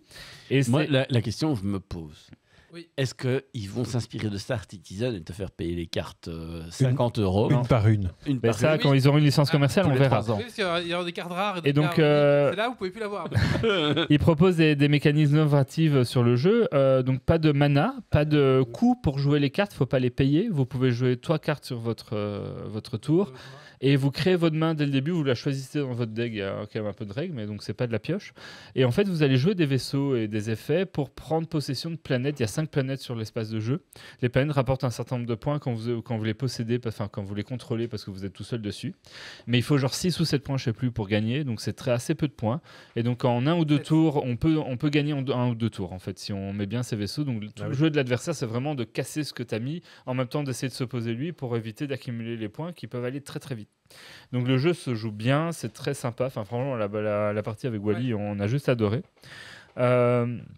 Son plus gros défaut, du coup, c'est de ne pas encore être commercialisé, puisqu'ils essayent de négocier avec Chris pour avoir une licence commerciale pour pouvoir vendre ce jeu. L'idée, ça serait d'avoir un pack de démarrage où on a 2 decks en fait, pour démarrer, et puis après, c'est les jeux de cartes, booster, tout ça. Truc-là. Et franchement, vraiment, le jeu était trop cool. Wally et moi, on était juste là, shut up and take my money. On était prêts à claquer pour avoir le jeu. 100 balles, tiens. Et est-ce que ça vaut vraiment juste la peine parce que c'est Star Citizen ou est-ce que non, la mécanique était vraiment. Alors, si tu connais pas le jeu, il y a moins d'intérêt, évidemment. Mais la dynamique du jeu était sympa, elle se différenciait des jeux du genre. Et ça joue des dés aussi, hein. Il y a un petit côté aléatoire. Oui, parce qu'en fait, quand tu attaques, les vaisseaux peuvent avoir une compétence d'esquive. Et là, l'esquive, c'est un score au dé, en fait, c'est un D20. D20. Et donc, si tu as 13, tu vas faire moins de 13 pour réussir à esquiver. Et là, il y a un petit jeu de dés. Donc vraiment trop cool. D'ailleurs, c'est ça qu'on a en fait 3 cartes collector, puisqu'ils ont un système de cartes rares en plus des cartes normales, il y a des cartes qui vont numéroter de 1 à 10. Je crois que la 1 c'est la plus rare. Et donc ça, c'est des cartes qui distribuent que dans des événements. Donc cette année, c'était la carte, tu l'as sous les yeux. C'est l'Infinity. L'Infinity. Et donc là, le créateur du jeu en a dédicacé 3 et nous les a donnés pour vous les faire gagner. Donc on fera le tirage tout à l'heure. On vous explique quand même avec ces cartes. Donc ce qu'il y a, c'est que c'est l'Infinity, mais il est signé par le créateur. Donc quand le jeu sortira officiellement, vous pouvez la renvoyer, cette carte-là, au siège en Allemagne, je suppose, du coup. Et du coup, il vous renverra une carte exclusive qui ne sera possible d'avoir que par ce moyen-là. Parce que là, en fait, c'est des cartes un peu épaisses, un peu cartonnées pour la promo, mais c'est avec un autre dos, donc c'est pas la carte jouable, mais on pourra la transformer en carte jouable. Gardez-les précieusement. Et en vrai, il nous expliquait qu'il y a vraiment des gens qui étaient fans de son jeu, il commence déjà à faire des tournois et tout, alors c'est lui qui apporte le contenu puisque le jeu est pas vendu. Mais ce genre de cartes un peu collector, ça s'échange sur les marchés de cartes et il y en a qui prennent même déjà de la valeur parce que bon, les fans de SC sont toujours prêts à J'ai été voir leur Discord un petit peu et des mecs. et donc voilà. Je suis curieux d'ailleurs du fait que si tu as été voir, t'as mis un post sur leur Discord parce que du coup il y a des gens qui seraient. C'était full anglais et ou allemand. Je me suis dit que ça n'intéresserait Ok. pas les gens de venir sur un podcast francophone. Sachant que nous, on a eu le droit parce qu'on a joué à cette carte-là aussi, mais elle n'est pas dédicacée là, donc la vôtre sera mieux. Mais donc vraiment une grosse découverte. Alors dans cette zone B3 qui est en fait un très beau bâtiment à Liège d'ailleurs, on avait un espace avec des pinballs dans les couleurs, c'est ça, enfin des flippers. Pinball. Spotify et des pinball. Ouais. Non, mais après, des paintball, c'est différent. Des Les opus. des stands de Non, c'était différents. des bandes arcade, non? Mais non, il y avait aussi Des flippers. Des flippers. Ok, d'accord, j'ai pas vu les flippers. Il y avait une zone consacrée au Indie Game, ça c'est quand même intéressant d'avoir mis ça en avant. Une chaîne de consoles rétro à disposition dans différentes salles de la zone. Alors j'ai pas compris ça si ça venait de l'expo, ou de Sartisan ou si c'était de base là-bas, mais en gros il y avait plein de vieilles consoles qu'on pouvait essayer. Et une salle de conférence assise qui est du coup beaucoup mieux que la salle principale où il y a eu Chris et machin, mais t'étais debout, c'était l'enfer, t'étais dans le bruit, il y avait des bruits de trucs d'arcade machin à côté, du coup t'entendais rien à ce qui se disait, alors que là c'était vraiment l'amphithéâtre où tu peux te poser, à vraiment le truc posé, et il y a eu vraiment des chouettes panels qui ont été donnés dans ce local-là, avec des thématiques Star Citizen, mais pas que, puisque ça a notamment aussi parlé par exemple du jeu vidéo en Wallonie et de choses comme ça, c'était plutôt intéressant. On a passé un bon moment là-bas parce que il y avait pas mal de trucs cool qui s'y disaient. Il y avait des mecs de la HAJ qui présentaient leur Ah ouais. travail. Ouais. Apparemment, Intéressant. il y a un bac plus 5 maintenant à la HAJ. Oui. Et du coup, il y a des mecs qui défendaient leur bac plus 5. C'est l'école où Wally était. Ouais, pareil. Bah, moi, quand j'ai fini, c'était un bac plus 4. Donc, Voilà. rajoute 2 ans pour faire le master, quoi. Ouais. Alors, il y avait aussi, et on l'a vu un peu sur le tard, mais une cafétéria qui appartient au B3 qui permettait de prendre un café et un cookies à un prix bien plus raisonnable À que 2 celui euros des le Beacon. café. Mais donc ça, ceux qui passaient de là par là pouvaient voir tous ces éléments-là puisqu'on savait rentrer sans avoir payé la Beacon. Mais du coup, des explications que tu donnes, il y a quand même beaucoup de choses annexes à Star Citizen comparé à la première année où ils avaient fait vraiment full focus sur. Il y avait déjà des trucs annexes, peut-être pas moitié, autant sur les la- panels, moi, je mais trouve que il y la avait déjà un peu de moitié Star était- Wars, il y avait des trucs, ouais, mais c'est chouette. Après, c'est pour attirer plus de public aussi, Parce qu'en c'est fait, bien. il y a Wallonia Games, je connaissais pas, mais en fait, c'est un truc qui promeut les jeux vidéo et du coup, c'était là assez Ouais, il y a eu présent. pas mal de soutien de la région wallonne, de la province de Liège. autour Pour de moi, il y a la l'événement. moitié qui parlait du jeu vidéo, qui parlait qui est de- du coup Dans les panels, devient parce que- un événement intéressant. En fait. Ouais. Oui. Mais après, dans les panels, parce que dans les panels de cette salle-là, parce que dans les panels principaux avec les youtubeurs et les trucs principaux, il y a eu que du SC. Oui, mais on en parlera après, mais moi, je pense que c'est ce que j'ai préféré, c'était Ouais, mais clairement. La côté, quoi. Citizen, ouais. Ouais. On en parlera après de quand tu Alors- auras mon avis, je vais te le donner. En quelques chiffres, la Beacon, c'était quand même 3184 entrées sur les 2 jours, donc 2195 visiteurs uniques. 4070 bières servies, pardon, 4070 bières, pas litres, bières servies, 792 boulets liégeois engloutis et une demi-tonne de frites pour aller avec. Voilà. C'est les vrais Ils avaient stats, une hein. friteuse, Oui, c'est ça qui est fou. C'est les stats qui ont été publiés après la Beacon par le Une site friteuse. officiel. Ils avaient une machine à gaufres. Ouah. Mais enfin. Mais qu'ils fassent venir des food trucks alors. Hein. Ouais, mais ça, la bouffe. Écoute, ils sont déjà en négatif. Alors, malgré quelques points négatifs, dont le prix de la bouffe et les panels sur la scène et le canapé de concession qui étaient juste pas agréables à regarder à cause de la situation et comment ils étaient mis. Dans ce cas-là, ils avec le lieu brillant et tout, ou alors les mettre plus à l'écart. La première année, en fait, il n'y avait pas l'amphi, mais la zone où il y a les kartings, en fait, c'est comme une salle de sport et on était dans des gradins et la scène était mise là, donc c'était plus calme, on pouvait s'asseoir, c'était beaucoup mieux. Mais bon, j'en repars quand même avec beaucoup de positifs parce que mes gros coups de cœur de cette édition, et Wally nous donnera les siens après, c'est, alors je vais flexer un peu, mais c'est quand même la photo avec JDG et la photo avec Chris Roberts que j'ai eu la chance de croiser. Chris Roberts que j'ai croisé alors que les autres étaient en train de faire autre chose, donc ils n'ont pas eu la même chance. Il devait te dégoûter. Donc j'avais ma petite photo. C'est le panel sur leur Vandoul. Dans les panels essais, on a eu un panel dans cet amphi sur le lore et qui était vraiment vraiment chouette en termes d'explication. Le panel de Pedro Camacho, c'est un des gros compositeurs des musiques de Star Citizen. Déjà, il y a 2 ans, son panel était passionnant. Ce gars est passionnant à écouter, juste tout simplement. Et là, pour le coup, il arrive en mode finalement, je parle pas de Star Citizen, je vais expliquer comment les mathématiques interviennent dans ma création musicale et comment se passe mon concept de création musicale. Il était juste absolument génial à écouter. C'était un des meilleurs panels qu'on a eu. Moi, j'aurais écouté 3 heures de plus sans aucun souci.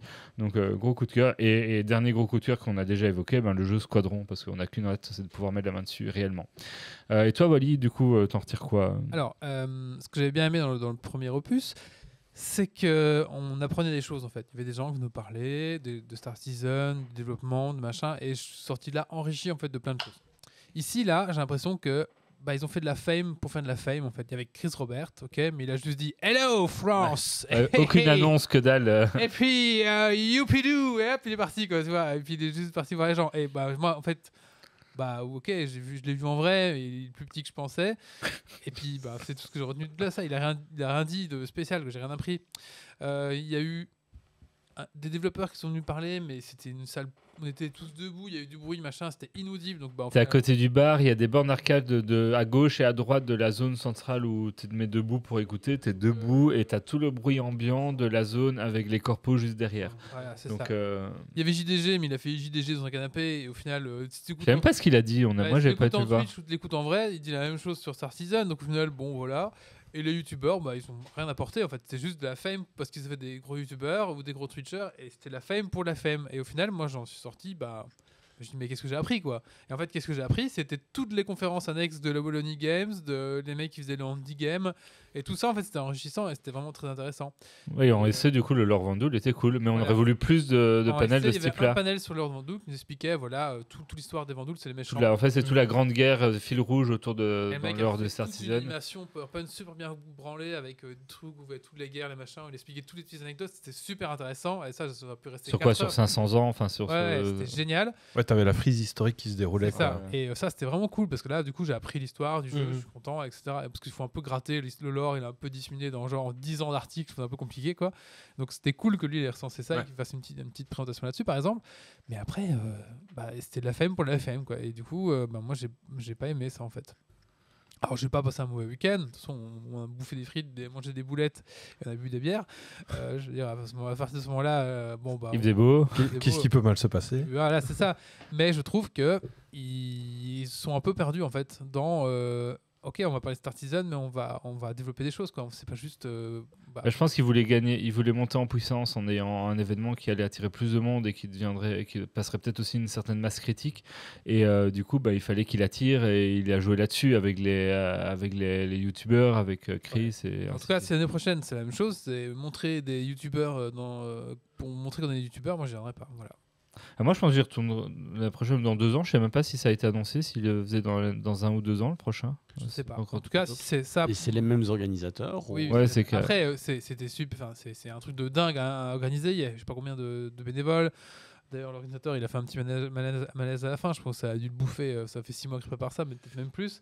Je pense que c'est un truc de dingue. Et ça doit, franchement, chapeau à lui, parce que moi, je pense que je pourrais pas organiser un truc pareil. C'était vraiment énorme. En plus, les risques financiers et tout ça sont énormes aussi. Enfin, ça doit être vraiment un truc stressant. Et tu perds 10 ans de ta vie en organisant ça. Ouais. Mais voilà. Moi, j'y retournerai quand même parce que finalement, on a quand même trouvé des panels chouettes. même si c'était pas les trucs principaux. Et on n'a pas vraiment eu de moment où on s'est emmerdé 2 heures à dire Non. qu'est-ce qu'on fait en attendant le prochain truc. Donc finalement, la journée, elle s'est quand même vite déroulée parce qu'on a quand même tout le temps été copié, ce qui veut dire qu'on a quand même trouvé du contenu. Après, je sais pas si j'y retournerai les 2 jours. Donc en fonction de ce qui sera annoncé et du contenu, ben, peut-être que je ferai que le samedi et limiterai un peu les frais, pas prendre un logement et ainsi de suite. Les 2 jours, ça sera vraiment s'il y a du contenu en suffisance et qui justifierait d'y retourner aussi longtemps, quoi. Et comme Bon. pour les jeux, même si t'es pas fan de Star Citizen, ça vaut la peine Alors, d'y aller. ouais, ça je vaut- Je pense que moi je trouve pas. Je trouve que les à côté qu'il y avait étaient intéressants, mais peut-être pas au point de payer ton entrée et de faire le déplacement jusque Je là. pense qu'une journée, ça peut être cool quand même pour voir tout Mhm. ce qu'il y a autour. Ouais. Moi, je dirais quand même oui. Parce que t'as quand même du truc Star Wars, c'est quand même du truc, c'est quand même sympa. Enfin, je veux dire, Ah, mais in fine, si t'es là, c'est en tout cas cette édition-ci. Si t'es pas fan de Star Citizen, ben moi, je trouve pas. tu- Si t'es t'allais- fan de SF, ça tu faisais le B3, t'avais pas besoin de payer l'entrée, quoi. Ouais, mais tu te balades dans les corpos, c'est sympa, même si tu connais pas. Tu Ouais. vois des mecs ici, ils ont. et Faut quand même, chaque faut quand même un peu corpo a sensible à ce genre d'univers, quoi. Ouais, Faut faut- pas... Oui, il faut aimer la SF. Et c'est quand même vachement moins grand public. Enfin, si vous voulez faire une convention un peu multi SF, comics, tout ce que vous voulez, faites un fax, faites un machin comme ça sera quand même des beaucoup plus gros trucs à passer une journée que. Moi, j'ai qu'un- quand même une l'impression, beacon. quand je vous écoutais la dernière fois et cette année, c'est qu'effectivement, comme tu dis, ils sont un peu perdus parce que d'une convention focus sur un seul jeu, Ouais. avec beaucoup d'explications sur le truc, donc c'est plus une conférence en fait sur Ouais. le sujet. Oui. Passer à presque une convention, c'est pas tout à fait la même chose, c'est pas le même public, c'est pas le même but, c'est pas les mêmes tarifs. Je trouve ça un peu dommage probablement que c'est parce que comme ça ils avaient les subsides, mais c'est un peu dommage de s'y perdre. Oui. Après, Non, moi je trouve que est-ce qu'il y avait l'ouverture assez- sur les autres aspects est intéressant parce que c'est dans le jeu vidéo. Je pense que moi j'ai pas l'impression que c'est ça qui les a desservis d'avoir ouvert à plus que SC. Par contre, ce qui les a desservis, c'est ce que disait Wally, c'est que on va dire les panels principaux. Il y a 2 ans, c'était des développeurs du jeu, donc c'était des gens créateurs du jeu qui venaient parler de la création du jeu. Et cette année, c'était des youtubeurs qui venaient parler de ce qu'ils disent d'habitude en live. Et donc au final, à part de dire ah j'ai vu mon youtubeur que j'aime bien et en vrai il y a pas d'autre intérêt en fait. Et c'est ça qu'il y avait et c'est ça qu'on n'a quasi pas été écouter ces trucs là parce que rien que de voir le titre et les personnes que c'était, tu savais déjà qu'ils allaient rien dire d'intéressant dans le machin. Et avec les trucs de rediff et tout, tu le vois. Enfin il y avait pas ce côté d'avoir le dev passionné qui commence à te parler de la technique qu'ils sont en train de développer ou de ces machins là quoi. Bon, voilà. Mais du coup, on va passer au concours. On a Ouais. quelque chose à rajouter. Mais écoutez, ça va être simple. On a 3 participants, on a 3 quarts, 3 gagnants. Bravo les gars. Donc félicitations à Nas, à Sheikh Mekbast et à Frog39. Voilà. Alors du coup, on va vous contacter via les emails que vous avez dû mettre pour poster ces petits commentaires. J'espère que vous avez mis les bons. Sinon, Sinon, tant pis. voilà, c'est ça. Donc je vous envoie un mail. Sinon, on en connaît 2 qui sont contents de les avoir. Oui, sinon, Voilà, si on en elles doutera tombent- une, elles tomberont dans notre poche, bien sûr. Non, je sais pas, on verra ce qu'on fait, mais on verra. Donc les gars, je vous contacte par mail dans le week-end. Et puis, il faudra me répondre avec votre petite adresse et votre nom, toutes les coordonnées pour que je puisse vous l'envoyer. Je vais essayer de vous l'envoyer dans les meilleures conditions. Donc Ils auront même droit à un sticker Geeks. oui, on va mettre un petit sticker Geeks On peut même mettre un badge. Oui. Oula, carrément. Et mais j'ai peur que le badge nique la carte. Ouais, mais comme la carte, de toute façon, faut la rééchanger après. Mais la carte, je vais vous l'emballer comme. Non, j'ai dit de toute façon, la carte après, faut la rééchanger, c'est pas une vraie carte de Ah oui, jeu. c'est vrai, ouais, c'est vrai. Bon, Oui, mais bon, elle est collector quand même. Non, mais si on met un badge, on mettra des petits papiers bulles ou quoi pour protéger. non, mais c'est ça. Bon, allez, voilà. Bah, félicitations les gars. Vous avez bien fait participer, vous avez tous gagné. Voilà. Je les trimballe depuis 1 mois à faire attention de pas les abîmer, c'est pas pour les flinguer à l'envoi. C'est- D'où le badge. Grumpy, coup de cœur. J'ai déjà fait. Ah, pardon. À toi. Non, moi j'ai rien. Ce week-end, j'avais un coup de gueule et je l'ai complètement oublié, je l'ai oublié de noter et j'en ai eu un pendant. Et du coup, ça me frustre, donc du coup, je vais pas le faire. Moi, j'en ai un. Vito, il a un coup de cœur. Un coup de gueule. Un petit coup de gueule. Allez.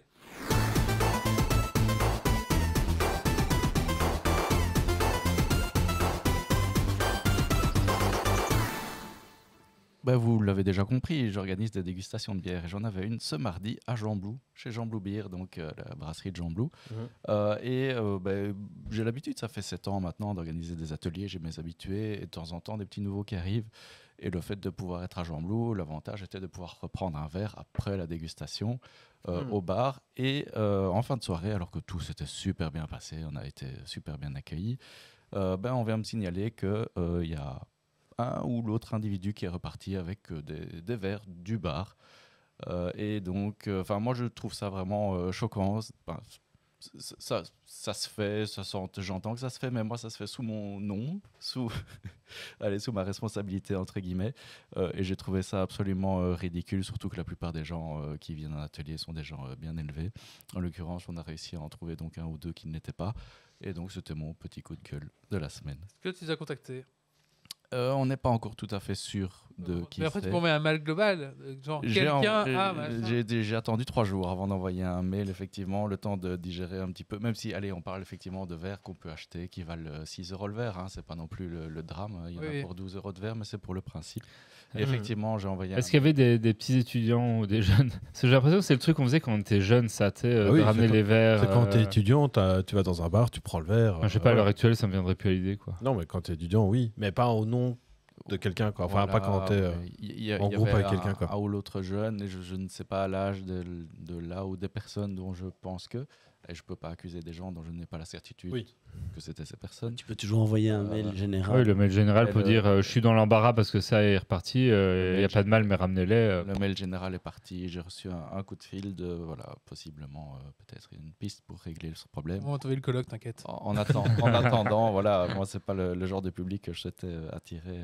Et donc ça m'a fait du bien. Ils étaient peut-être bourrés, ils ont fait... Oui, ça peut arriver, hein, mais bon voilà. Du coup, future édition, le petit disclaimer en début de dire écoutez, moi je m'engage dans ces trucs, ne prenez pas les verres. Non, je vais fouiller tout le monde au corps, à l'entrée et à la sortie, c'est tout. Surtout la sortie. À l'entrée, c'est que pour le plaisir, hein, parce que pour les verres, ça va pas changer grand-chose. À bon entendeur, ça va peut-être faire venir des gens, on ne sait jamais. C'est bon, vous n'avez pas de verre, vous pouvez rentrer. On va s'inscrire. Voilà. Allez, maintenant on va parler de cable management. Non, parce que... Putain, c'est bien que je bloque. Ah, sinon, faut changer de rubrique. Est-ce que c'est pas un problème de câble, d'ailleurs? Tu dois changer, tu dois chanter. Tu crois? Bon, allez, c'est pas grave. Ça me saoule quand même, mais... C'est dommage parce que moi j'avais un nouveau jingle justement, mais qui n'a sans doute pas été intégré. Ah non, bah non. Je crois que j'ai fait mon boulot. Pas du tout. Et donc je disais, non, parce que là, il crame. Ah, ça, c'est fou quand même, ça. C'est de la merde. Non, ouais, tant pis, c'est pas grave. C'est de la merde. Ouais,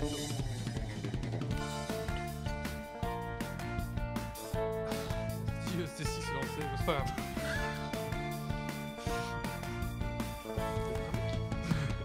Si, c'est ta chronique apparemment. Allez, viens parler de cable management. Ah, le câble management ou le cable management. Si tu es un gamer, tu sais à quel point un bureau encombré de câbles peut être un véritable casse-tête. Mais ne t'inquiète pas, dans cette chronique, tu trouveras des astuces et des techniques pour transformer ce nid de serpent en une œuvre d'art organisée. Prêt à laisser passer ton setup au niveau supérieur? Alors c'est parti. Bon alors, déjà, première question, c'est pourquoi faire du cable management? Regardez la table. Voilà, ne regardez pas la table. Je ne suis pas sûr que ça apparaît à la caméra, heureusement. Et là, on n'a pas le temps d'en faire. Et il y en a un qui fait une photo du coup. Mais bientôt, on va cacher ça avec un truc de grand. Ouais. Et du coup, pourquoi est-ce qu'on ferait du cable management Mais dans des data centers, c'est un petit peu critique à faire pour Ouais. éviter de trébucher sur les câbles, retrouver les bouts. Surtout ça.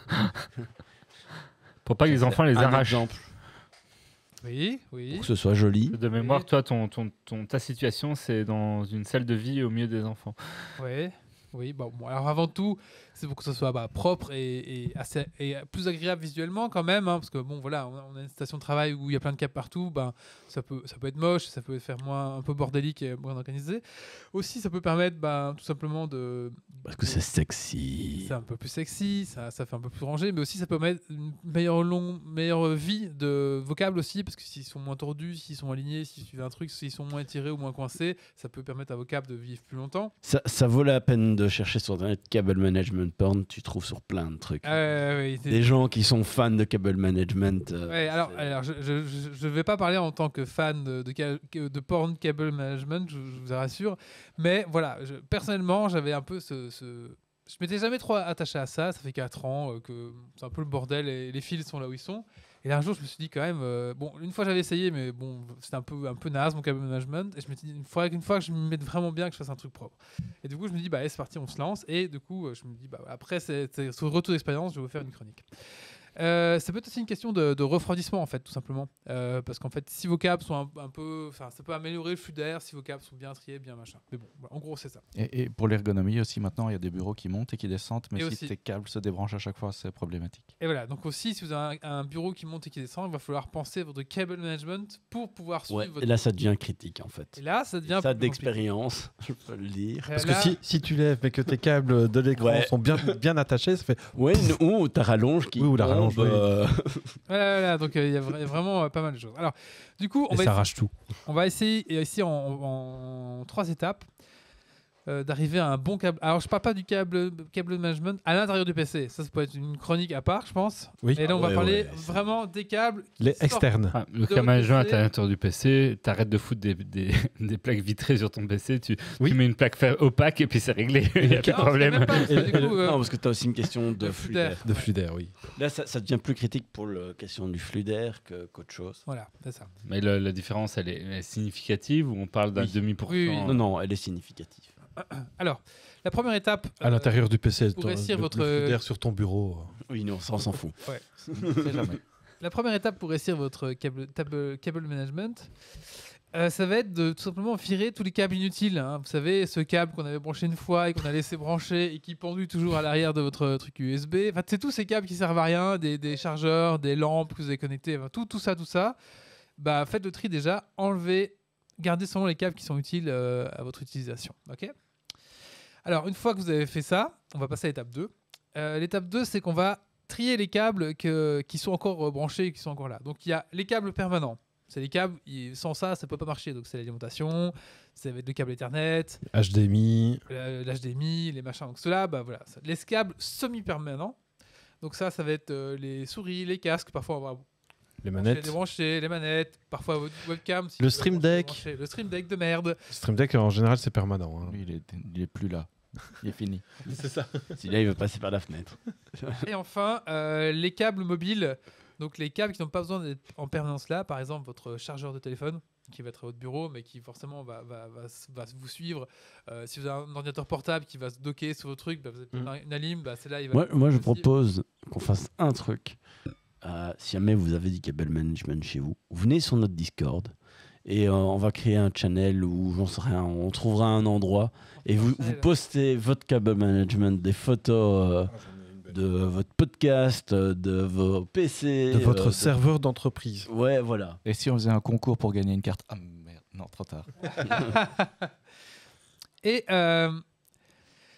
Et bon voilà, donc faites un tri déjà, et donc déjà entre ces câbles là vous allez déjà un petit peu voir lesquels vont devoir être câblés ensemble, parce que forcément si vous mettez en gaine un câble semi-permanent et qu'il est câblé avec les permanents, quand vous allez devoir le sortir de votre gaine, ça va être le bordel et ça va être chiant. Donc répartissez vos câbles en 3 parties, et déjà voilà, et vous pouvez les identifier comme ça. Ensuite, la troisième étape, une fois que ça c'est fait, on va vraiment parler du cable management en termes vraiment propres. Et du coup, on va un petit peu commencer à attacher les câbles ensemble. Alors, pour cela, il y a 1000 façons quand même. Il y a plusieurs façons, il n'y a pas qu'une façon. Hein, il y a plein de choses. On a les serre-câbles. Alors du coup, les serre-câbles qui peuvent être sous plusieurs formes. On a les serre-flex. On a des petits trucs en velcro. velcro. Ça, c'est pratique. C'est pratique. On a... Faut séparer ceux réutilisables de ceux pas réutilisables. Oui. C'est important, vraiment, ça change la donne. Parce que les pas réutilisables, le problème, c'est quand vous devez les couper, vous avez un risque de péter vos câbles. Voilà. couper le câble. Des collections dézipables, moi j'avais, c'est ça. Hein. Ouais, c'est ça, ok. Donc voilà. On a aussi les conduits de câbles. Donc en fait, c'est toutes les espèces de gouttières un petit peu qui s'enroulent autour de vos câbles, que vous allez pouvoir un peu serrer comme ça et un peu gainer en fait tout ça ensemble. On a aussi des genres de comment ils appellent ça, je trouve plus le mot, des colonnes vertébrales en fait dans lesquelles vous pouvez mettre vos câbles. C'est aussi tout ça. Donc il y a plein de choses. On a aussi les conduits de câbles, donc tout simplement parce que même si tout est en gainé, ça va quand même pendouiller sur votre bureau, ça peut être très beau. Donc du coup, on va. Il y a plein de trucs qui peuvent s'imprimer en 3D d'ailleurs. Voilà, oui, en 3D, il y a plein de choses qui peuvent s'imprimer. L'idéal pour les bureaux qui montent et qui descendent. Voilà. Les conduits de câble, donc du coup à visser sur le bureau ou à coller. Donc moi je suis parti plus du coup sur un truc à coller. Donc ça se colle. Je l'ai collé sur la réglette à l'arrière du bureau. Et en fait c'est un truc qui s'ouvre. Vous mettez tous vos câbles dedans et vous refermez. D'ailleurs c'était un peu limite pour fermer parce qu'il y a quand même beaucoup de câbles. Je veux voir ton retour dans X temps si ça s'est décollé à un moment donné ce truc-là. Bah du coup c'est du coup j'ai repoussé le bureau contre. Donc c'est un peu. Tu l'as coincé contre le mur. Et au moment ça n'a pas trop bougé. Quoi. Nous, au bureau, on a fait ça, mais vissé. On a vissé des gouttières. Parce que à chaque fois que j'ai mis des machins que je collais, ça a duré plus ou moins longtemps selon la qualité du scotch, mais ça a fini par décoller à un moment donné. Surtout que les câbles, au bout d'un moment, ça pèse. VAB, M3 VAB, je crois que c'est. M3 dans les collants, oui, c'est parmi le VAB, je crois que c'est ceux qui sont les plus résistants. Donc, comme vous pouvez voir, il n'y a pas une solution en fait. Une solution qui sera, il va falloir faire au cas par cas, suivant votre bureau. Parfois, il y a des bureaux tout simplement avec des rangements de câbles directement intégrés dans le bureau. Donc, si vous avez ça, vous avez ce genre de bureau professionnel. Parfois, il y a ça, il y a un range-goulotte. Vous ouvrez le bureau, vous mettez tout dedans, vous refoulez le bureau et puis c'est fini. Donc, en fait, au cas par cas, il va falloir vous adapter. Du coup, je vais vous parler de mon cas à moi. Comment j'ai fait. Du coup, moi, c'était un peu le bazar. Et j'ai un bête plan de travail Ikea sur lequel j'avais tout mon bordel. Donc, ce que j'ai fait, c'est que j'ai collé une goulotte sur la tranche arrière du bureau. Et dans lequel j'ai fait ma séparation de câbles permanent, machin. Et du coup, là, j'ai gainé ensemble avec cette espèce de truc qui gaine là, les câbles en types différents. C'est un peu comme un truc en spirale, un peu comme les vieux fils de téléphone, comme ça, qui s'enroulent autour du câble ou... Un peu, oui, c'est une gaine un peu en tissu plastique comme ça, ouais, je peux dire, ouais, et qui s'enroule un peu fort sur soi-même, quoi. J'ai fait mon tri et après j'ai tout fait passer dans la goulotte et puis tout simplement voilà. Alors du coup ça a demandé 2-3 aménagements parce que j'avais des câbles trop courts. Oui, forcément. Du coup, j'ai dû acheter des extensions USB. J'avais des câbles beaucoup trop longs aussi où je me suis dit non mais ce câble il est vraiment trop long, c'est n'importe quoi. Donc j'ai racheté le même câble mais à la bonne taille. Pour éviter justement des délires de câbles un peu trop courts, trop grands. Après, s'ils sont trop longs, ils rentrent dans la gouttière, ils font une boucle dans la gouttière. Ouais, mais ça prend de la place. Donc à un moment donné, s'ils font tout ça, t'as pas de la place. Il faut une gouttière suffisamment grande. Oui. Il faut racheter deux gouttières. Il faut racheter une plus grande gouttière. Une double gouttière. Tu l'imprimes. Ouais, aussi. Du coup, alors, les petits conseils que j'en ai tirés à ça, il ne faut jamais avoir de câble tendu dans votre truc. Donc c'est à éviter vraiment. Si vous voyez qu'il y a un câble vraiment tendu, stop. Il faut acheter une petite extension USB ou une petite extension. Il vaut mieux racheter le câble de la bonne longueur ou une extension. Le fait d'avoir une connectique de plus, ça diminue pas la qualité de. Ça dépend. Il y a des câbles de qualité, c'est pas un souci. Si t'as pas de câble de qualité, c'est la merde. Si tu as des trucs très sensibles qui passent dessus, c'est mieux avoir un câble plus long. Mais genre une webcam, t'as pas le choix. L'USB est relié, donc si tu veux allonger, il faut que tu achètes une allonge, t'as pas le choix. Donc voilà. Alors moi, j'ai pas fait, mais ce que vous pouvez aussi, c'est édicter tous les câbles. Donc il y a des gens qui étiquetent au bout de chaque câble, qu'est-ce que c'est. Bon, ça j'ai pas fait. Je vous conseille. Stacy, elle a fait ça pour la prise derrière la télé. On sait quel câble est relié à quoi. Et la petite chose que j'ai fait en plus, c'est que j'ai installé un hub USB alimenté sur un USB 3. Et tout simplement, il y a des choses où je me dis, genre mes joysticks, j'ai pas besoin d'avoir un câble permanent branché dans le truc. Donc quand j'utilise mes joysticks, je les branche sur mon hub USB. L'USB-C, pour ça, résout pas mal de problèmes. C'est vrai. Moi, à la maison, j'ai fait ça avec un switch USB où tu as des interrupteurs dessus sur chaque entrée. Ah oui. Du coup, moi, pour le coup, les joysticks, j'ai un setup où j'ai les câbles qui passent sous le bureau et qui sont cachés, mais qui me permettent de... Peut-être, je les accroche maintenant pour facilement le mettre. Mais donc, ça me permet de désalimenter ces câbles-là. Ils sont en off quand je les utilise pas et quand j'en ai besoin, hop, je les rallume. Voilà. Moi, par exemple, ça, je sais que ça me fera chier. Et donc, par exemple, ma manette est toujours branchée sur mon PC parce que le fait de la débrancher, la ranger dans le tiroir, puis la sortir pour la brancher, je préfère qu'elle soit posée sur le bureau, quoi. C'est du pas semi-permanent, c'est du permanent. Ouais, la manette, c'est du permanent. Tu as mis ta manette dans la catégorie permanent. Et donc là, tu as le câble à demeure et tu as peut-être même le support pour la manette pour bien la ranger sur ton bureau. Non, pas du tout, elle est tapée comme ça sur le bureau. Mais si tu fais du câble management. Elle est propre. Non, donc voilà, pensez à ces petites stations USB pour brancher votre truc vraiment semi-permanent ou vraiment. Et puis ça démultiplie tes entrées aussi. Vous pouvez aussi penser à une petite station de recharge pour éviter tous vos câbles de smartphone, de tablette, de machin, sur lesquels vous allez pouvoir charger et poser en induction par exemple. Ça peut éliminer pas mal de trucs. Il y a aussi des câbles rétractables, un petit peu comme les câbles de téléphone, vous savez, qui vous pouvez souvent c'est beaucoup plus fragile. Et c'est beaucoup plus prompt aux interférences. Ok, voilà, donc Grumpy vous déconseille. Et aussi, après, il y a toutes les extensions qui sont sans fil maintenant, donc les claviers, je pense, les souris. Je sais pas ce qu'il y a d'autre en sans fil en fait. Il y a quelque chose en sans fil? Il y a beaucoup de choses en sans fil à l'heure actuelle. Le problème, c'est que souvent, ça coûte très cher. Tu peux même avoir L'audio, ça peut exister aussi. de la vidéo, de l'audio. Tout est plus ou moins en sans fil actuellement. Le problème, c'est les coûts et les latences. Et puis il te faut un câble de recharge. Ouais. Donc, Oui. honnêtement, moi, je trouve que c'est mieux avec fil parce que tu n'as jamais de problème de batterie. Oui. Et tu n'as pas de problème d'interférence. Exactement. Et donc, bah voilà, tout simplement, les petits tips, ben, c'est éviter justement les trop longueurs ou les câbles trop courts. Et aussi, peut-être essayer de. Si vous pouvez choisir entre un câble rouge et un câble noir, prenez un câble noir, ça va mieux se dissimuler dans. Sauf si tu aimes Ça- le rouge. De quoi? Sauf si tu aimes le rouge. Sauf Sauf si Après- tu veux jouer sur les couleurs, peux les identifier. Après, si tu as un bureau en chêne un peu rougeâtre, etc., ça Voilà. donne bien Ouais, d'avoir. Si vous êtes bourgeois, prenez un câble rouge.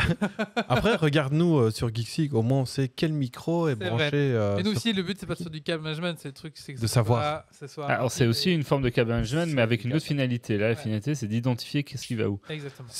C'est tellement bien managé ici qu'il nous faut des couleurs pour savoir qui va où. Donc voilà, Mais après. nous, on est mobile, c'est différent. Je sais Oui, qu'il y a on est aussi la d'accord. problématique des bureaux et du coup qui montent et qui descendent et ça du coup je m'en suis pas trop approché parce que je n'ai pas Je ça à t'avoue la que maison. je me suis pas encore attaqué au. Alors au j'ai vu des sujet. tutos YouTube de gens qui montraient ça et du coup oui ils ont enfin ça rajoute une complexité en fait au câble. Ben, moi, je sais que je vais m'imprimer une chaîne, donc c'est les Voilà, bah, c'est rayons, ça. tu passes et puis tu fais passer tes C'est câbles ça dedans. le Blackbone c'est ça, Ouais. c'est une chaîne. Ça, je sais que je compte m'en faire un.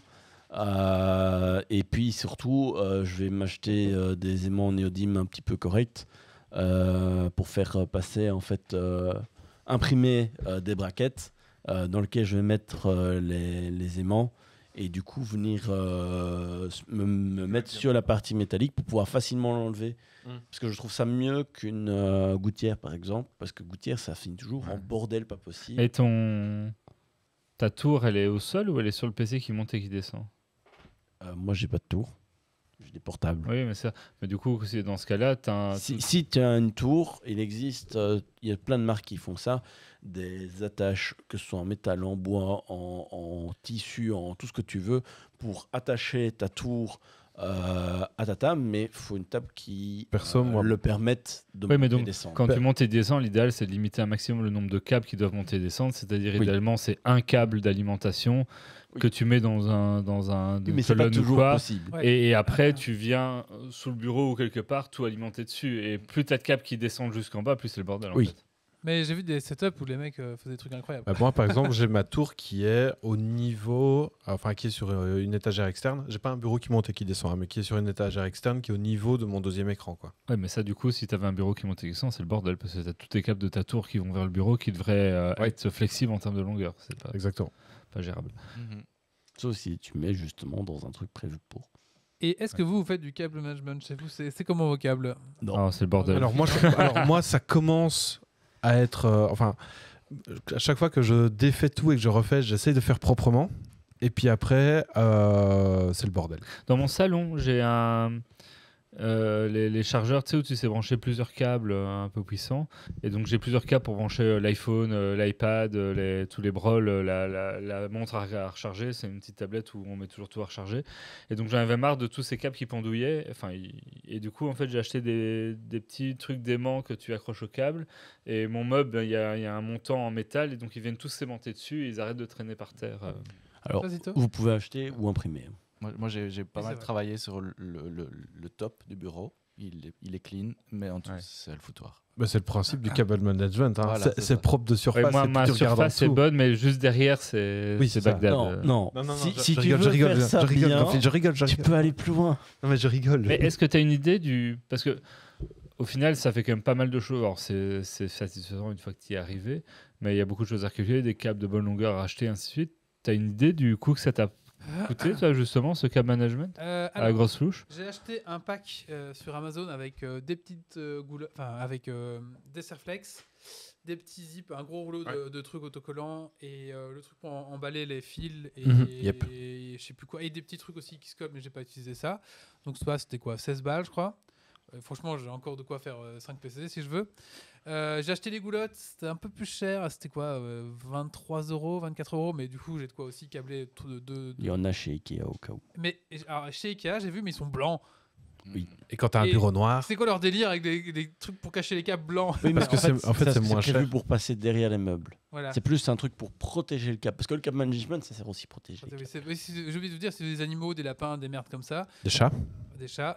Ça peut éviter que Par les exemple. lapins viennent grignoter les trucs, par exemple. Sinon, je voulais dire, rectifier ce que j'ai dit tantôt pour les collants. Les bons de chez 3M, pas M3, de chez 3M, c'est les VHB, qui est vraiment un collant double face qui colle très très bien.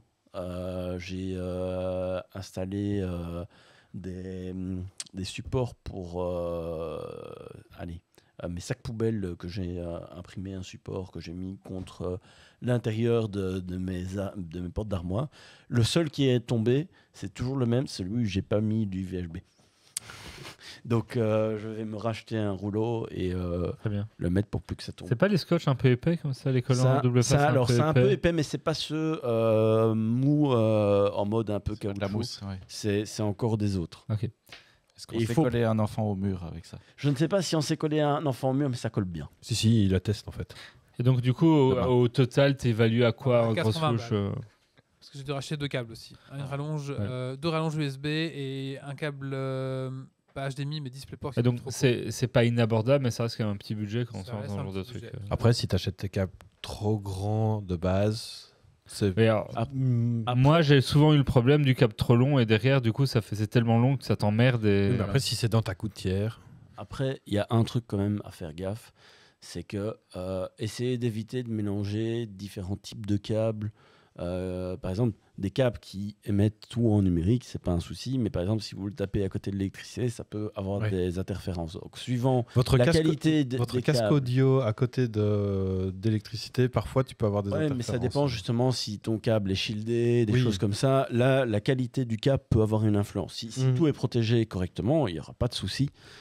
Mais si effectivement vous avez des câbles bas de gamme, etc., ça vaut la peine de garder un petit peu de distance entre. Et- Pour justement éviter des interférences. Et sachez qu'il y a beaucoup de trucs qu'on peut faire soi-même avec pas grand-chose. Il y a des trucs qui sont vendus hyper cher, qui fonctionnent très bien, mais on peut faire la même chose avec pas grand-chose. Et n'oubliez pas que L'imprimante, c'est plein de choses à imprimer. hein. quand vous faites Avec comme du ça, scotch. si vous revoyez un peu tout votre câblage, on va dire, idéalement, foutez une longue multiprise avec beaucoup d'entrées parce que c'est pas terrible de brancher des multiprises sur d'autres multiprises en termes de charge électrique. Si vous avez besoin de plusieurs multiprises, plusieurs points d'entrée, que vous avez l'occasion d'aller chercher plusieurs prises de votre pièce plutôt que de les cumuler sur une même multiprise, ben c'est pas forcément plus mal. Donc, quitte à tout revoir et à retravailler un peu les multiprises que vous mettez pour optimiser, pensez à ces Prends aspects-là. une multiprise avec de la protection dessus au passage. Oui, une multiprise qui a comment on dit, Surtension et sous-tension. Voilà. Ça coûte plus cher pour les sous-tensions parce qu'il y a des capas pour compenser, etc. Ah non, Mais ça ça vaut la peine. Oui, carrément, mais c'est un autre budget, quoi. Moi, je voulais Avec rester batterie dans intégrée. le Et la truc sous-tension, acceptable. ça. Ben, le problème de la sous-contention, c'est que c'est beaucoup plus difficile à gérer pour plein d'électronique. La surtension, il y a souvent beaucoup de protection. Mais la sous-tension, ça va l'abîmer ou c'est juste qu'il va pas bien fonctionner Mais pendant ce temps-là? Ça dépend de la qualité de ton matos. Ok. Par exemple, sur des vieux PC, la sous-tension, ça pouvait avoir des trucs comme des dégâts de perte de mémoire, soit ça rebootait. Maintenant, avec les nouvelles alimes, etc., tout ce qui est sur tension, en général, c'est protégé. Pour le PC, je parle pas pour les appareils annexes, mais la sous-tension, c'est parfois toujours du mal. Donc, Ok. ça vaut la peine d'avoir un truc un peu plus conséquent. Ou effectivement, un onduleur avec batterie et tout, histoire que quand il y a une coupure, vous pouviez éteindre le tout doucement. Mais c'est extrême. Hop, après ça se fait. Hein, Parce que les Quand PC j'avais sont quand encore même- un NAS qui fonctionnait, j'avais un onduleur à côté. Voilà, enfin. Bah voilà, donc en fait, c'est un sujet très vaste. Je mettrai les liens de ce que j'ai acheté si vous voulez voir ce que j'avais acheté. Voilà, je mettrai les liens dans le billet. Et aussi, je mettrai le lien des choses que j'avais trouvées sur Printable qui étaient vraiment cool, mais qui s'adaptaient pas bien à mon bureau. Il n'y a aucun modèle qui me plaisait, vraiment, qui collait vraiment bien. Je me suis dit, bon, tant pis. Plus une cinquantaine de liens que Grumpy rajoute au fur et à mesure. Il y a quelques temps, Printable avait justement fait un concours dessus, Cable Organized. Je suis tombé dessus, c'est ça. Voilà. Écoutez, c'est tout pour cette rubrique. Mais on va parler de quoi maintenant? On va faire un hommage à un podcast qui Y a pas de coup de cœur, coup de cœur On a pu ici? Si. Moi, on m'oublie toujours. Ah bah voilà. Coup de cœur C'est pas important, c'est pour ça. Oui, bah ouais.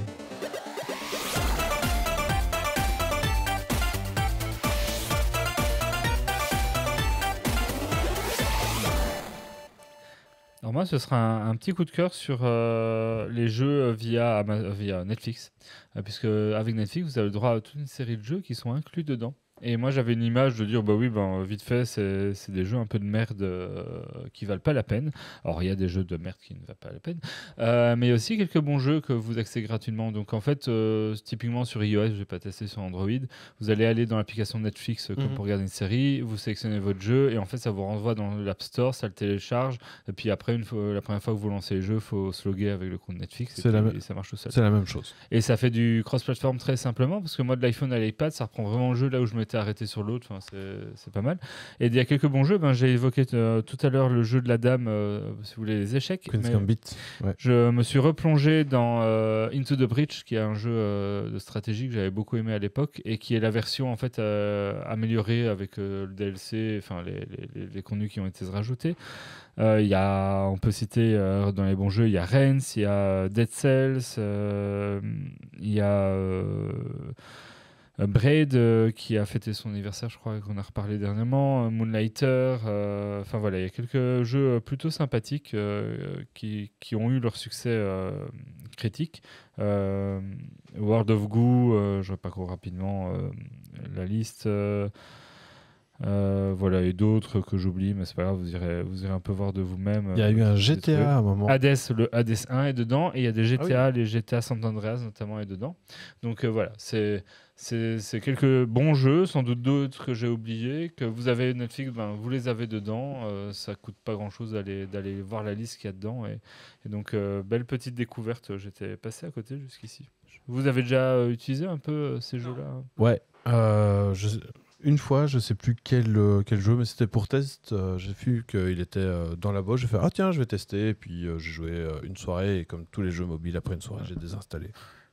Voilà, après, je suis pas joueur mobile. C'est sur mobile, c'est vrai que c'est la limite qu'il y a actuellement. Donc ça sera sur iOS ou Android, mais ça sera pas sur votre télé ou ça sera pas sur d'autres plateformes.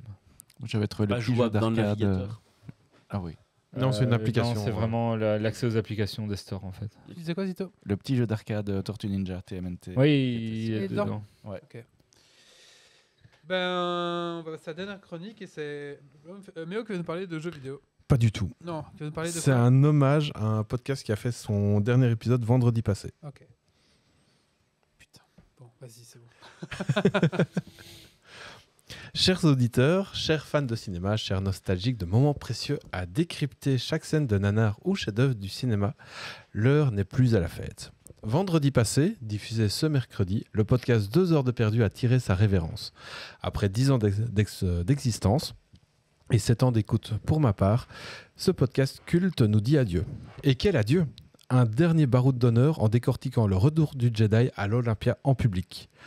On aurait préféré une fin à la hauteur de grands films hollywoodiens avec un twist final, mais non. On se contentera d'un adieu sincère et plein de gratitude. Pour ceux qui ne connaissent pas ce podcast, chaque épisode était une exploration minutieuse des films que l'on adore, déteste, adore détester ou tout simplement que l'on n'a jamais vus. Les animateurs savaient transformer chaque séance d'écoute en un moment de vrai bonheur. Des punchlines tranchantes, des débats enflammés, de la mauvaise foi assumée, des blagues pourries, mais surtout une vraie passion de cinéphile. Alors oui, 2 heures de perdu s'arrête, mais l'héritage laissé par ce podcast est immense de presque 350 épisodes. Alors merci Julie, Léa, Michael, Olivier, Sarah, Antoine et tous les autres animateurs dont j'ai oublié, pour ces 7 années d'écoute, les rires, les découvertes, les critiques et le démontage en règle de films que j'ai adoré. Et bonne chance dans la suite de vos projets. Merci, Bah, je connaissais pas. C'est un truc vraiment audio ou il y a du visuel à Non, regarder? c'est pur ça vaut le audio. coup, je vais l'ajouter. Oui, mais il n'y aura plus de nouveaux épisodes. Bah, Non, bah, il a dit qu'il y avait combien d'épisodes à il y rattraper? a 350 épisodes. Voilà. Et c'est très intéressant d'écouter des films qu'on adore parce que c'est de très mauvaise foi. Donc tu es en mode, mais ce film, je l'adore. Et puis à la fin, tu fais, ah oui, il est quand même nul en fait. C'est les chechnounets du cinéma, c'est ça? Ouais, on va dire, ouais. Bah voilà, on va passer au Dragon Quiz Point maintenant. Avec une clé à gagner. Et c'est quoi le jeu à gagner? C'est Deep Dungeon of Doom. Et- C'est bien ou pas bien? Ah, attends.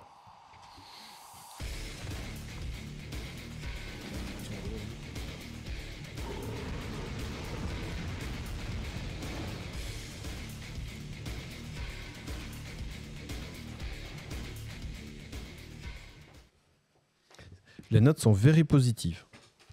Very, very Very. positive. C'est jeu Grumpy qui s'y colle. Grumpy, on t'écoute. Il a 10 ans. Alors, il va falloir essayer de ne pas regarder mon écran. Oui, bah, comme toujours. Alors, ce sont des citations de films. Donc, c'est un petit peu raccord, sans le savoir, avec la rubrique de Méo. Mais je ne sais plus si je ne l'ai pas déjà fait. Donc, il est possible qu'il y ait déjà eu des réponses. Alors, attention, je veux le titre en français ou le nom de la série. Et c'est les titres qui sont marqués chez moi qui comptent. Ah oui, je connais cette règle. Parce que parfois, ça a été repris dans d'autres films, etc. Hein, ça Oui, marche. c'est l'original et celui qui C'est a la même marqué, règle quand même. que c'est la carte qui a raison. Oui, voilà. I am the law. Alors, quand je parle de série, ça peut être une série de films, etc. Donc là, il faut donner le cadre général. On demande à la chatroom si c'est film ou série. Les deux. Ça peut, normalement, c'est 2 films, mais il est possible qu'il y ait des séries de films. Des séries de films. Oui, tu vois, par exemple, parfois, Retour vers le futur. Dans Stargate. tu prends par exemple, je sais pas moi, Retour vers le Taxi. futur. Si jamais il y a une citation qui est donnée dans tous les films Taxi, ben ce sera Taxi, oui. les taxis, quoi. C'est pas. Par exemple, Taxi 1, Taxi 2, Taxi 3, quoi. Par exemple, j'ai un mauvais pressentiment. Bon, Genre, je suis trop vieux pour ces choses-là. Bref, la première. allez. Mon nom est Bond. James Bond. James Bah, Bond. 007. James Bond. Mais je crois que c'est GoldenEye. je crois que c'est toi qui l'as Il a dit 007 et j'ai dit James Bond. C'était quoi la réponse sur ta James fiche? Bond alors. Mais c'est trop facile. Mais il a donné la réponse dans la question. Mais oui. Mais faut juste réagir dans c'est le ça. genre. J'ai pas dit que c'était compliqué. Question 2, ça va schtroumpfer. Alors Je vous laisse vous occuper des points et Oui, de mais la oui, chatroom. encore. Alors, deuxième question. Bad boy, bad boy. Alors Non, deuxième question. Je vais lui faire une offre qu'il ne pourra pas. Le parrain. 1. Oui. C'était qui? Je pense que c'était Méo qui était en premier. Que la force soit avec toi. Star Wars. C'est Non, moi. ça c'est toi. Les autres, vous pouvez agir Mais aussi. ça va trop hein. vite là. Je le dis, mais on ne compte pas mes points. Attends, 2 secondes. Attends. Moi, je suis en train de noter les points. Alors, Vas-y, parfois, vas-y. j'ai plusieurs réponses. hein. Je crois que c'est Doc, il a déjà participé à ce quiz. Oui, ça me dit. Non, non, mais là, attends, Star Wars, il était. C'est un peu facile, Il c'est trop était facile. donné, en fait. hein. Tu peux habituer à des trucs genre. C'est à moi que tu parles. Driver. Taxi Driver. C'était aussi Retour vers le futur 3 et probablement plein d'autres films. Ah oui, dans le 3. Oui, le 3, tu viens de le dire. Je vois la scène et je vois l'autre fin. Alors, question suivante. Attends, je me suis mis 12 points au lieu de 2. Bravo, félicitations. Il faudra suivre la chatroom aussi. Ouais, hein, oui. parce que, à mon avis, ça va On a aller. Brise de Nice. Peut-être. Ce n'est pas valide. Oui, c'est possible, mais c'est pas dans ma Donc liste. c'est pas la phrase que tu retiens de Brise de Nice quoi. Non. Il y en a deux. Alors, n'essaye pas de tordre la cuillère, c'est impossible. Matrix. Non mais c'est facile. On nous habitue à plus de récits. Moi, du coup, mon cerveau il est brisé, quoi. Oui, Wally est là aujourd'hui. Alors, si, mais toi, tu as la capacité émotionnelle d'une petite cuillère. Ah, c'est dans quoi ça? Je la connais, mais je sais pas dans quoi C'est ça. Matrix toujours. Dans Matrix 2. Moi, je dis autour de la table, il y en a un qui l'a revu il y a pas longtemps. Harry Potter. Il faut le film précis. Et l'Ordre du Phénix. Ouais. Merci Google. Mon clavier déconne, merde. Question suivante. Je vais t'arracher le cœur avec une petite cuillère. Ça c'est dans Camelot. Couillère. Ouais, j'ai plus Google, moi. Donc, Je vais t'arracher le cœur. avec Robin le des cœur. Bois. Mortal Robin des Kombat. Bois. Mortal Kombat, le film. Alors je veux le titre exact. hein. alors là. Il y a eu un bout de film, de titre qui était là. Robin des Bois, Prince des voleurs. Oui. Ah, même lui, il est étonné de sa réponse. Oh, J'avoue, ouais, là, mais je visualise pas la scène. Ah, pourtant, c'est une chouette scène. Ah, minute 76. Harry Potter et l'heure du Phénix, minute 76. Je reviendrai. Ou en anglais. Terminator. Ah oui, le Back. 2. Alors. Ouvre la porte du vaisseau, Hal. 2001, le décès de l'espace. Que j'ai toujours pas vu d'ailleurs. C'est vrai? C'est dans ma to-do list. Je ne l'ai jamais vu Ouais, en entier parce que je m'endors toujours. Ouais, j'ai un peu Après, est-ce que peur. c'est- Il est après, est-ce que c'est vachement grave vieillir. Il faudrait qu'il fasse une version en 2025. Allez, suivante. Il dit Alf. Adrien Rambo. Rocky. Rocky, ouais, Rambo. J'ai failli dire pareil. C'est pour qui? Je crois que c'est toi qui l'as dit en premier. Toi ou Zito dans les Je eaux, là. Oh, peut-être un point pour Zito. Oh, donne-le. Non, c'est pas Alf. Hein. Ou j'adore les petits chats. Ça vient. C'est la prochaine. Mon précieux. Gollum, le Seigneur des Anneaux. Ouais, allez. Putain, laissez-moi un point. Je suis le maître du monde. Titanic. Je crois que c'est Méo. Non, je sais pas. J'aurais dit que c'était moi. mais, Ouais, oui, ouais. j'acquiesce pour Doc. C'était la plus mauvaise Kate Winslet que j'ai entendue. J'ai dit les citations, j'ai pas dit que j'imitais. hein. Vers l'infini et Toy au-delà. Story. Un point pour Wally. C'est le deuxième, c'est le deuxième. Alors, il n'y a rien de plus coûteux pour un marchand d'armes que la paix. Voilà, je sais pas. Ah Lord- si, Lord of War. Lord of War, oui. Ah, Bravo, Wally. j'adore ce film en plus. C'est pour qui Lord of War? C'est Wally. Wally. Allez, la suivante. La vie est une prison, votre esprit en est la clé. Matrix. Et j'allais dire pareil. Ouais, c'est un truc de. Genre, ça peut être. Moi, il me semble que c'est pas dans Matrice.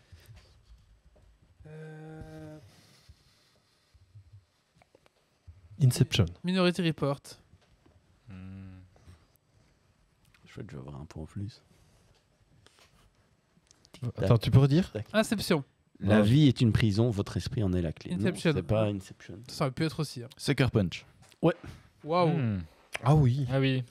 Je me souviens plus de Sucker Punch. Eh ben À Google part qu'il y ne a l'a des- pas à part trouvé. qu'il y a des nanas, je me souviens plus de rien dire. Ouais. Très, Alors, très chouette bien, film. Et c'est apparemment, Zack Snyder va faire une Director's Cut ou un truc comme ça. Il a pas déjà fait Ou c'est en projet. C'est ou il c'est a lui déjà qui avait fait le film. Ouais. Ok. Et sinon, pour la suivante, pas de bras, pas de chocolat.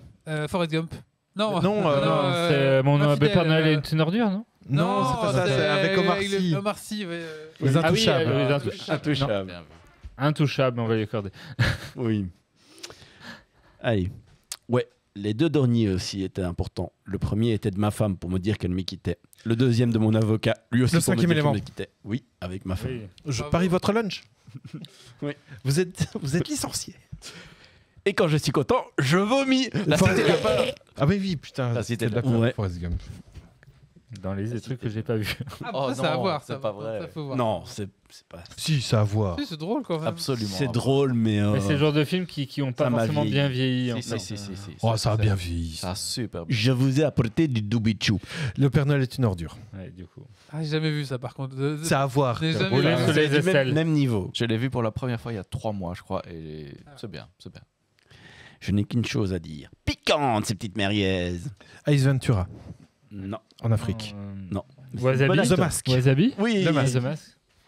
Ouais, ça, Oui, non, oui, Je, The je Mask. déteste The Mask. Bah ça, tu vois, c'est pas à voir, en effet. T'as Attends, on est compté la T'as mal vieilli, chatroom, disons. mais je crois qu'il n'y a que Rakti qui a participé. donc. Oui. Oui, il y a Rocky à fond, là. On rectifie le Rocky plein, à là. fond, Il est à 10 points, là.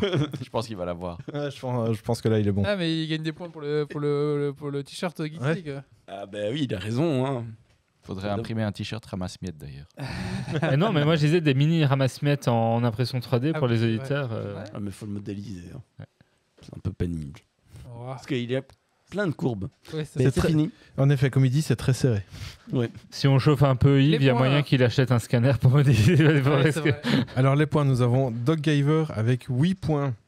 Méo 6, Grumpy 3, Zito 3, Wally 3 et Oracti 10 points. Bravo Rakti, tu remportes le jeu qui est Deep Dungeon of Doom. Voilà, C'est fini qui a des avis very positifs. Oui, c'est un dungeon crawler en 2D, sorti en 2014, une note moyenne de 9 sur 10. Et en regardant la page Steam, j'ai hésité à garder le jeu, donc j'espère qu'il te plaira. Waouh. Bah, merci, Amphi. Et après un deuxième check, en fait, il est déjà dans ma bibliothèque. Donc, bon. Merci, Amphi, c'est très bien. Et tu ne l'avais pas déjà fait. Ah bah tant mieux. Merci Comme Grumpy. quoi, ça vaut la peine de le Merci. préparer en avance. Eh J'invite oui. tous les chroniqueurs à le faire. Bien sûr, on a tous un petit Dragon Quest Point sous le coude comme ça. Bah ouais. Ouais. Bon, bah écoutez, merci beaucoup pour ce podcast. On va clôturer ici. Je pense qu'on est sur un podcast de 2 heures. On est pas mal, hein. on arrive à minuit là. On est pas mal. Bah, merci à tous, merci à toutes de nous avoir écoutés. Rendez-vous dans 15 jours pour le dernier Geeks League j'allais dire de la saison, mais non. Avant Dernier la Geeks pause, League avant la pause estivale. estivale. Donc j'espère que vous partez en vacances et que vous pouvez un petit peu profiter des vacances cet été. Et donc voilà, rendez-vous le 21 juin pour le dernier Geeks League de quoi de De rien du tout. rien du tout. J'arrive pas. De la saison. Dernier... Non, c'est pas la saison. Non, c'est c'est pas- avant la de pause la estivale. mi-saison. De la mi-saison. Voilà. Ah, le dernier avant la pause, Ouais. Voilà. tout simplement. Allez, bah écoutez, merci à tous et bah rendez-vous dans 15 jours et surtout d'ici là, ne lâchez rien. Ciao à tous. Salut.